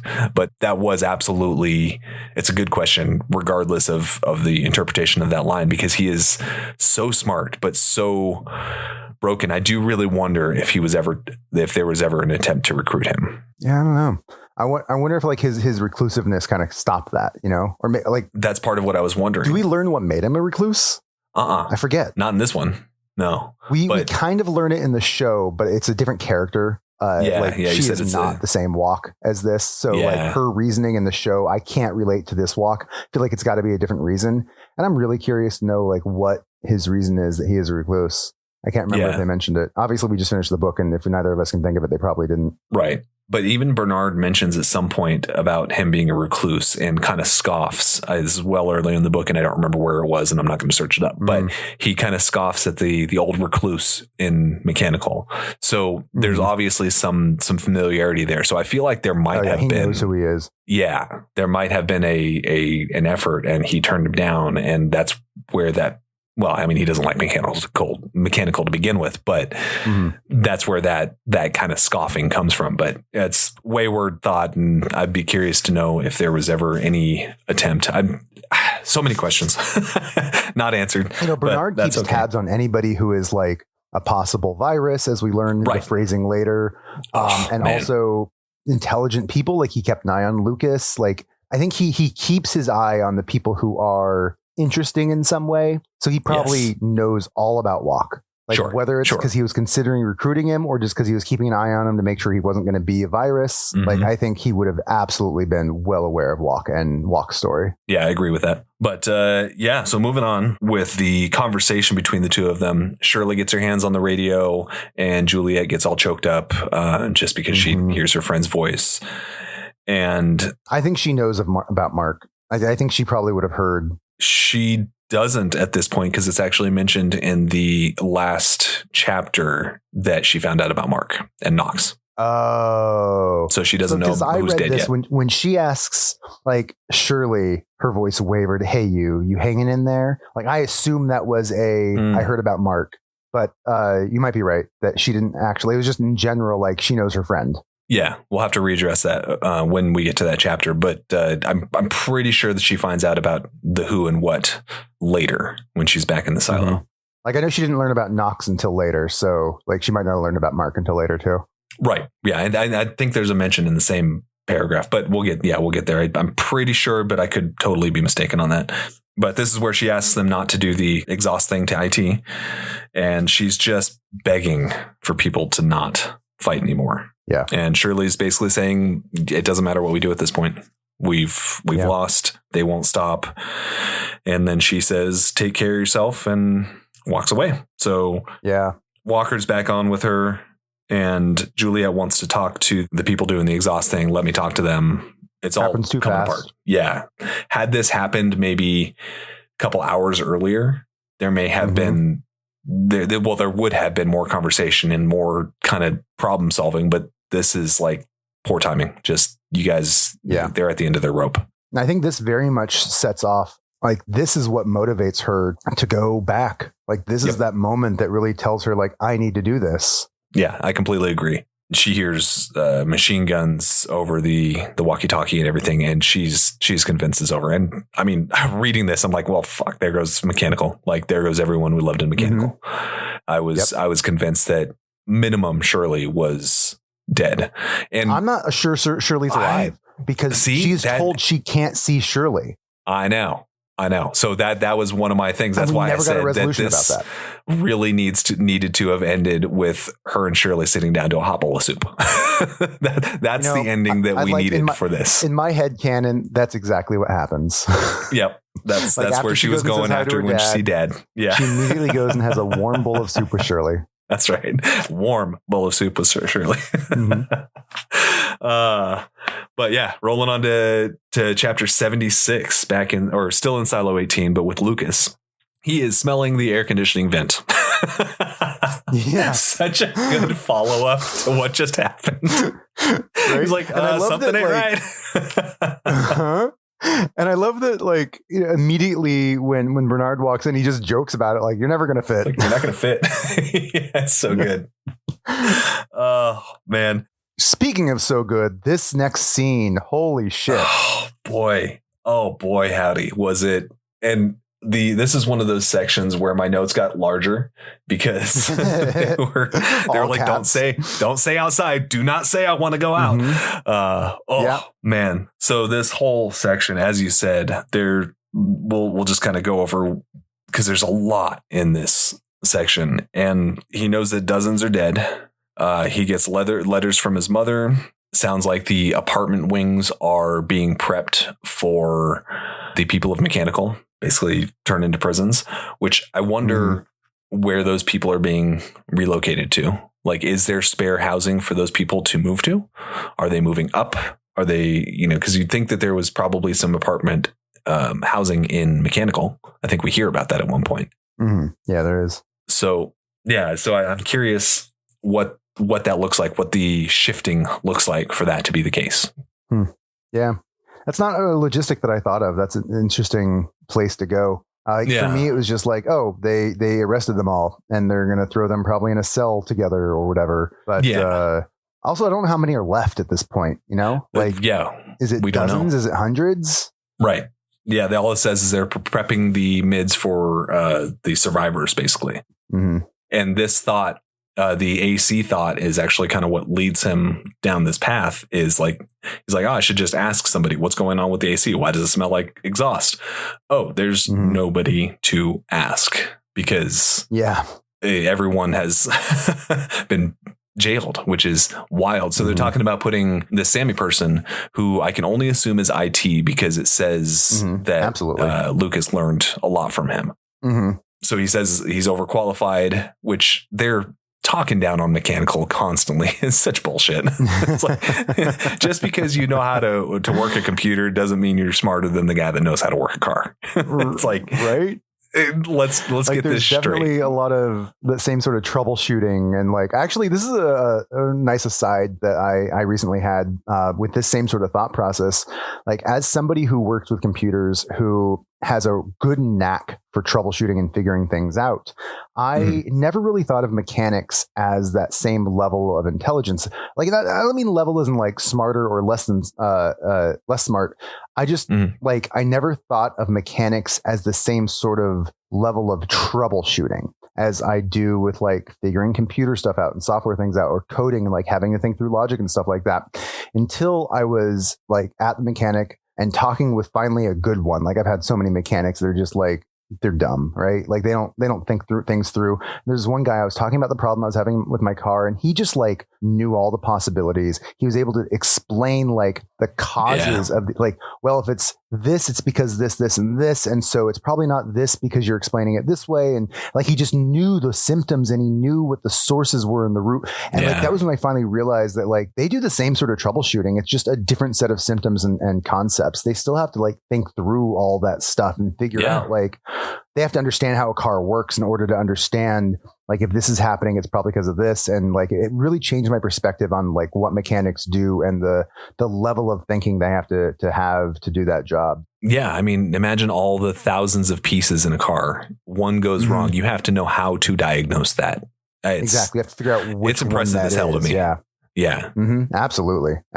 I have a hell of a lot of respect for mechanics, especially when my car doesn't work. Physical thing that is it's a different like way of, not really a different way of thinking, but a different application of that way of thinking, and an application that I don't really have myself. Like I don't know cars. I don't know physical mechanical stuff very well. Yeah. Because I'm about software. That's the like technology and software is where my brain gets excited. So that's what I retain. I don't really understand all the other stuff. And so like exactly the same the boat. People who do know that, I think definitely a lot of respect for that. Yeah. 100% agree. So when they're talking about Sammy taking up mechanical, they're also talking about how there's going to be a massive shift from green to blue. So that confirms our assumption that the people in the farms wear green. And we don't know red yet, but I still feel pretty confident about red being medical. Oh, medical. Yeah, that would be my assumption. But the priest had the red robe though, so I don't know. Yeah, but priests have medical white and red in our world as well. Yeah. I mean, there's a lot of color crossover and stuff, but this is a world where they really like segregate those colors intentionally. So yeah, that's I don't very know true. Which one they would have like designated for medical versus priesthood. Clergy. It feels like white would be clergy, and then dress robes are red. Clergy, that's a better word. I don't know. But yeah, maybe. Anyway, moving on. But I thought that was an interesting. They're taking people from the hydroponics, the farms, to train them into mechanical. All of a sudden, that feels like a pretty big shift. But if you know the mechanics of pumps and hydroponics, then maybe you'll be better at. Yeah, I don't know. There's some logic there, but it feels like. Hey, you work on go-karts. You can now be the mechanic for the shop. Yeah. No, there might be some crossover there, but man, there's going to be a lot of training needed for some of the larger probably things. A better transition than people who are working on computers moving down to mechanical stuff. For sure. Like I said, like my brain wouldn't do that transition as easily. Yeah, 100% agree with that. But it's an interesting thought of how to train an entire cast or class of people when they no longer exist. It's so much knowledge would be lost. You think of all the knowledge Walker has, you think of all the knowledge Knox had, all the knowledge that Juliette has. Like, how do you transfer that without shadowing, without the system that's been put in place? Seems like a really effective one, but that would be such a difficult transition to make that jump, regardless of how close your job may have been in the first place. Well, the good news is they didn't actually have to do that transition because once Juliette got back, everything went back to normal. Yeah, thank God for them. They're like, oh, thank God. I don't want to learn about pumps. Yeah, right? Definitely somebody's thought. Yeah.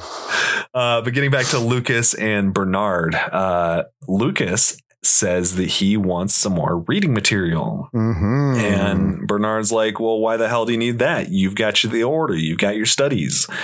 And Lucas basically says, it's actually closed investigations. He's continuing his search upon George. Which is brave as fuck because like, are you kidding me? He knows enough. Like he actually, like as we find out, the reason he asks is because he knows. Like he strongly suspects that it is Bernard that killed the man himself, and so he knows. So he is like playing with fire. He knows what he's getting into. That is a brave fucking line of questioning. Like asking for this thing, like. If you're not intending to bring it up directly, if you're not intending to let that out in the open and have the conversation and take the risk that it brings of him now knowing that you're curious about this, either he is an idiot and didn't realize that him questioning Bernard would lead to his own death, or he's brave as fuck in trying to call Bernard out and maybe wants to do something with the information. Now, we obviously know that like it fucks him, but it ends up saving everybody in the end. Yeah, ultimately. But like, although that is, does it end up saving everybody in the end? His choice to do this. Done that, Peter would still would have heard the radio. Stairwell. And he would have had questions, and who would he have gone to? I feel like this was an unnecessary risk, and it didn't actually provide any benefit to anybody. The fact that he and Peter were together, he was there to have that conversation. That's exactly it. So the fact that they were together when it happened may have been the thing that pushed it to the direction it did. Thank God. But had Peter heard the radio regardless and how flippant they were being with secrets, he would have had so many questions. And he and Peter have already started that kind of relationship, knowing that they were going to have to work together in the future. So I feel like he would have gone to Lucas. It wouldn't have worked out, I don't think, as well, maybe, but I don't know. Well, actually, you know what? Yeah, I'm going to walk that back a little bit, because the fact that Bernard had Lucas as the next cleaner, I think pushed the conversation further than it would otherwise have gone. Oh, with Juliette? Yes. Yeah. So that's probably where that was key, because like, oh, you've got, he might not have I've got your boyfriend information. Exactly. That's what I'm saying. Yeah. So you know what? I walked that back. I think this was vital, because putting them together, number one, number two, giving Juliette something to rage about, I think is vital.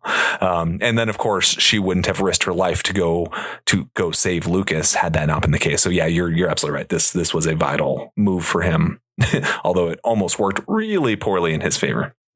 Or against him rather. So once he finds out he's looking for George's file, Bernard is not super happy. He asks why he wants it, and Lucas lies. Well, not lies, but it's for a friend. Yeah, it's a lie. But and the for a friend thing, like obviously Bernard knows about Juliette and George. Right. Like, he has to, right? And so that to some extent immediately triggers in his brain. He knows. We know who your friend is. Yeah. Yep. He's been talking to Juliette. Yep. Yeah. He's been in this room with a radio connection that can get to her, A equals. Yeah. A plus B equals C. A equals whatever, wherever I was going with that, but it makes sense. I stopped because it didn't make sense, but thank you for calling me out.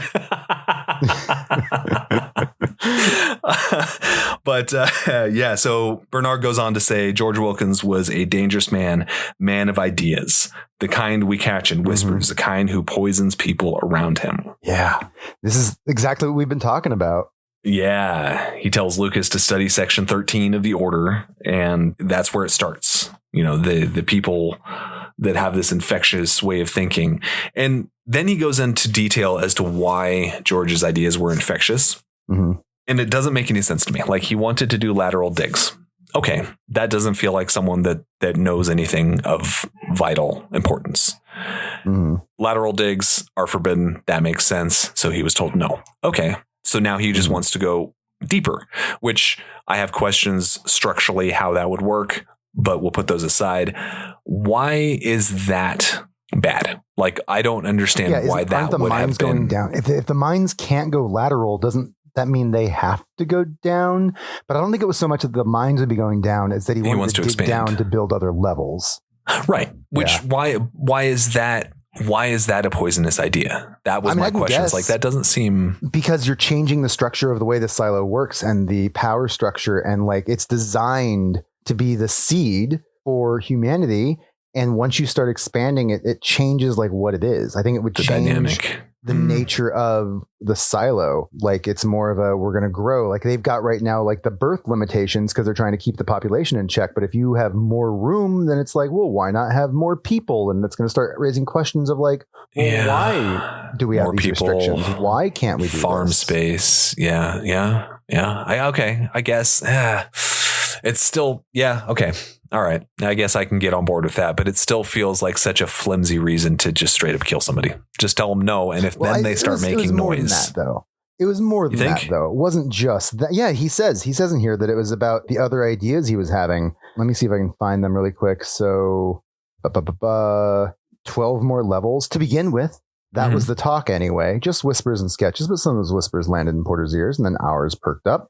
Now Lucas says, so you killed him, as if that was like the thing. But I think that it's more than that, because Bernard goes on to say the summon or a virus thing. You don't want to see a plague break out. You inoculate the silo against them, remove them. I feel like he said more about his thoughts. I don't think he does, but I could be wrong. Well, just the uprising is full of people like that. I think it's just the fact that he has thoughts, that he has. It might just be that George had thoughts that didn't align with Bernard's need for control. You know, he had independent thoughts. He had those entrepreneurial type thoughts. You know, the people in our world that have the thoughts of big ideas are the ones that tend to go on to make things. And they're the ones that influence people. And so maybe like Bernard just kind of understood that, like somebody who has these types of ideas is somebody who is dangerous because of the way they think, not because of those specific ideas,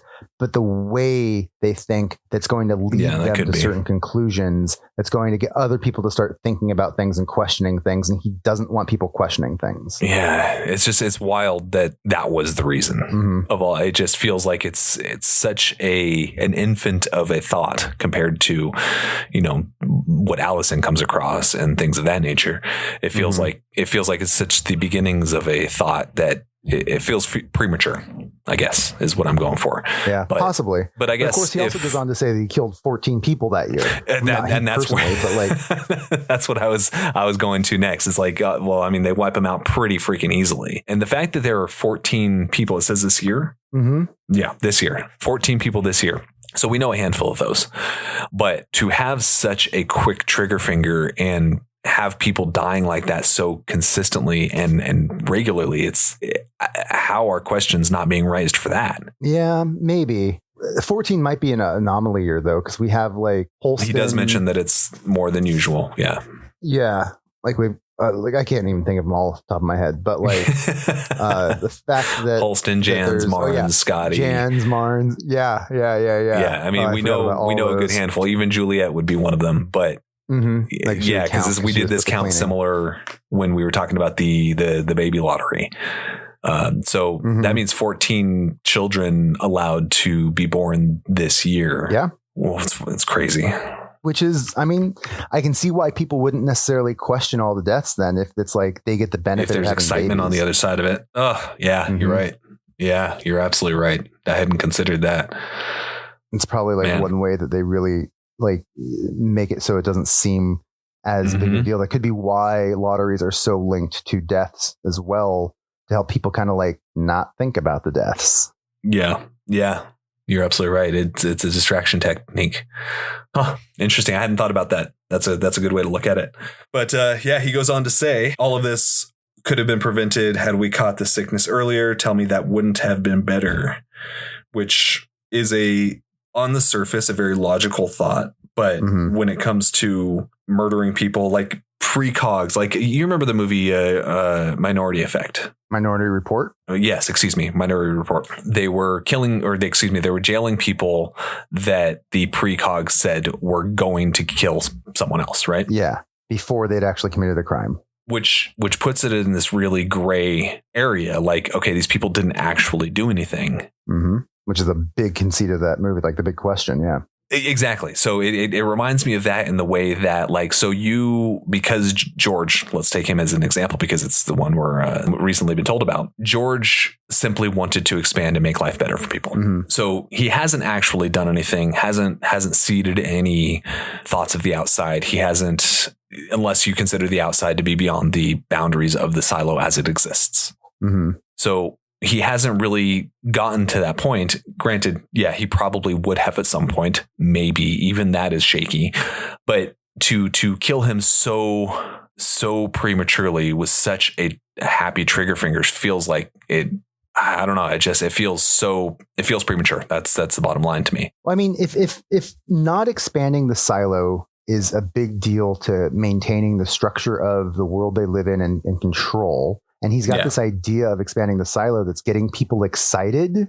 He's spreading a thought, and Bernard needs to stop the root of that thought. He needs to stop it before it becomes an idea that everybody in the silo gets behind of let's add 12 or 14 more, 12 more levels to the silo. Like if people get behind that and get excited, that's spreading an idea that he doesn't want spread. So I think it was like the fact that he was spreading ideas that evoked change when Bernard very much doesn't want change. I can absolutely get behind that. Like I'm not getting behind it as like I agree with him, but like understand his thought process. Like I can get behind like understanding where he's coming from, even if I don't agree with him. Yeah. I can.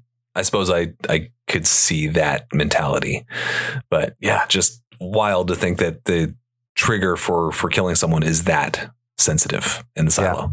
You hear about all the rules and the regulations and all the things, but you don't like that admission of 14 people this year is just, that sent me kind of spiraling like, holy shit, that is so much more than I expected. I mean, yeah, it's definitely a lot. But as you said, if we start thinking about everybody who has been killed within this world, so we've got Jans, Marnes, I'm writing them down, Gotti, Jules, Holston. Was George this year? No, that was 3 years prior. 4 years ago. So that wouldn't have counted. Yeah, that was because that's when Holston and Marnes went down years ago. So we've got Jans and Marnes for sure. Scotty for sure. Scotty, Jules. Was there anybody else? Holston wasn't someone that they got rid of. That he got rid of. True, but he was led to the cleaning. I guess yes. Yeah, he's talking about people that he removed because of ideas that weren't because of cleaning, right? So I guess he got Jules removed because of her ideas. Right. Holston, so she definitely counts. So right now we only have 4 that we are aware of. There might be more that we're forgetting from throughout the story. Yeah. But still, that means that there's 10 people we don't know about or ones that we're not, connecting to. But yeah, that's it's crazy to think of. Yeah, it really is. He goes on to say, ideas are contagious, Lucas. This is basic order material. You know this stuff. So Lucas begins thinking, whoa, has Juliette actually, he actually begins to think about, has she gotten into my mind? Like, is there truth to what Bernard is saying? And he thinks about the watch, the ring, the idea in his pocket. And Bernard goes on to say that this uprising hasn't been nearly as bad as the last one. He thinks that the people are going to forget. They'll be made to forget, rather, is what he says. Yeah, made to forget. I mean, obviously, Bernard wasn't alive during the last uprising, but 120 years, I think it was. The reasoning behind it. Yeah, and that's something we never... 120, something like that, yeah. Yeah, we didn't get an answer to what that was, why there was a 20-year uprising every 20 years, and then then they stopped. So we never got an answer what the change in this was. book. Yeah, so I'm curious to know if we get answers in the future, and I'm guessing that we probably do. I think it was the visor. Like, that's my guess, is that that probably changed. That could be. Oh, no, maybe not, because that wouldn't really stop the uprisings. That would just change what happens when you go to clean. Yeah, but more people would actually clean. I feel like I understood why the uprising changed at some point in time in the book, but I can't remember what that reasoning was now. No, I didn't. I didn't get any clarification on that. Like, maybe there was at some point in time things were said that I suspected what the change was, but never had confirmation, and I have since forgotten what that suspicion was. Maybe I'll have to go back and listen to our earlier podcast, and I'll figure it out. Yeah, we'll have to do a retro. We've recorded a lot of time. It's taken us a while to get through this. Yeah, it has. I don't remember everything we've said at this point. Oh, of course not. But Bernard tries to put the subject to bed. He tries to walk away. But of course, Lucas says, it was you, wasn't it? Yep, he has to keep pushing. Yeah. So Bernard's not happy about this. Wrote his own death sentence there. Yeah. He says, you having second thoughts, son, about this job? Was I wrong about you? Because I've been wrong before. Suggesting he has definitely had shadows he's killed. Yep, he has. So then a little later down the page, he says, do you want out of here? And my note right next to it is ... phrasing. Let's watch the way we say that.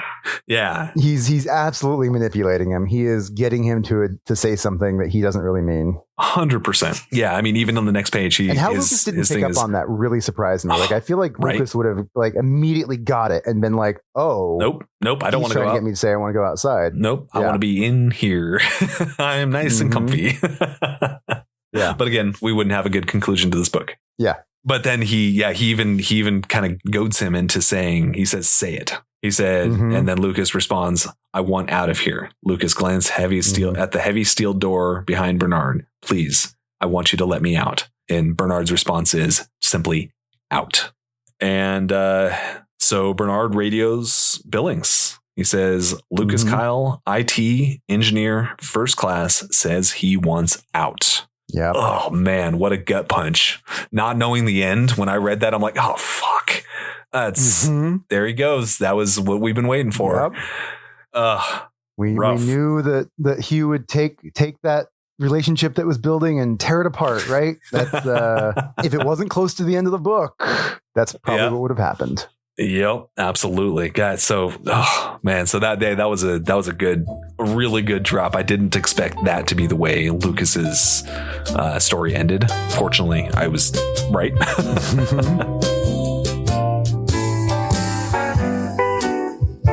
Hey folks, that's where we're going to cut this one, but you will again find the second half of this conversation in the next episode. I hope you enjoyed and continue to do so. See you there. Thank you so much for spending your time with us between the covers of today's story. If you'd like to help keep Shelf Indulgence alive and growing, you'll find our Patreon link in the description. Your support helps write the next chapter. A rating or review wherever you listen also helps other readers discover us and means more to me than you know. Most of all, thank you so much for being a part of this journey. I truly hope you'll keep turning the pages with us. Book by book, story by story. We'll see you next time.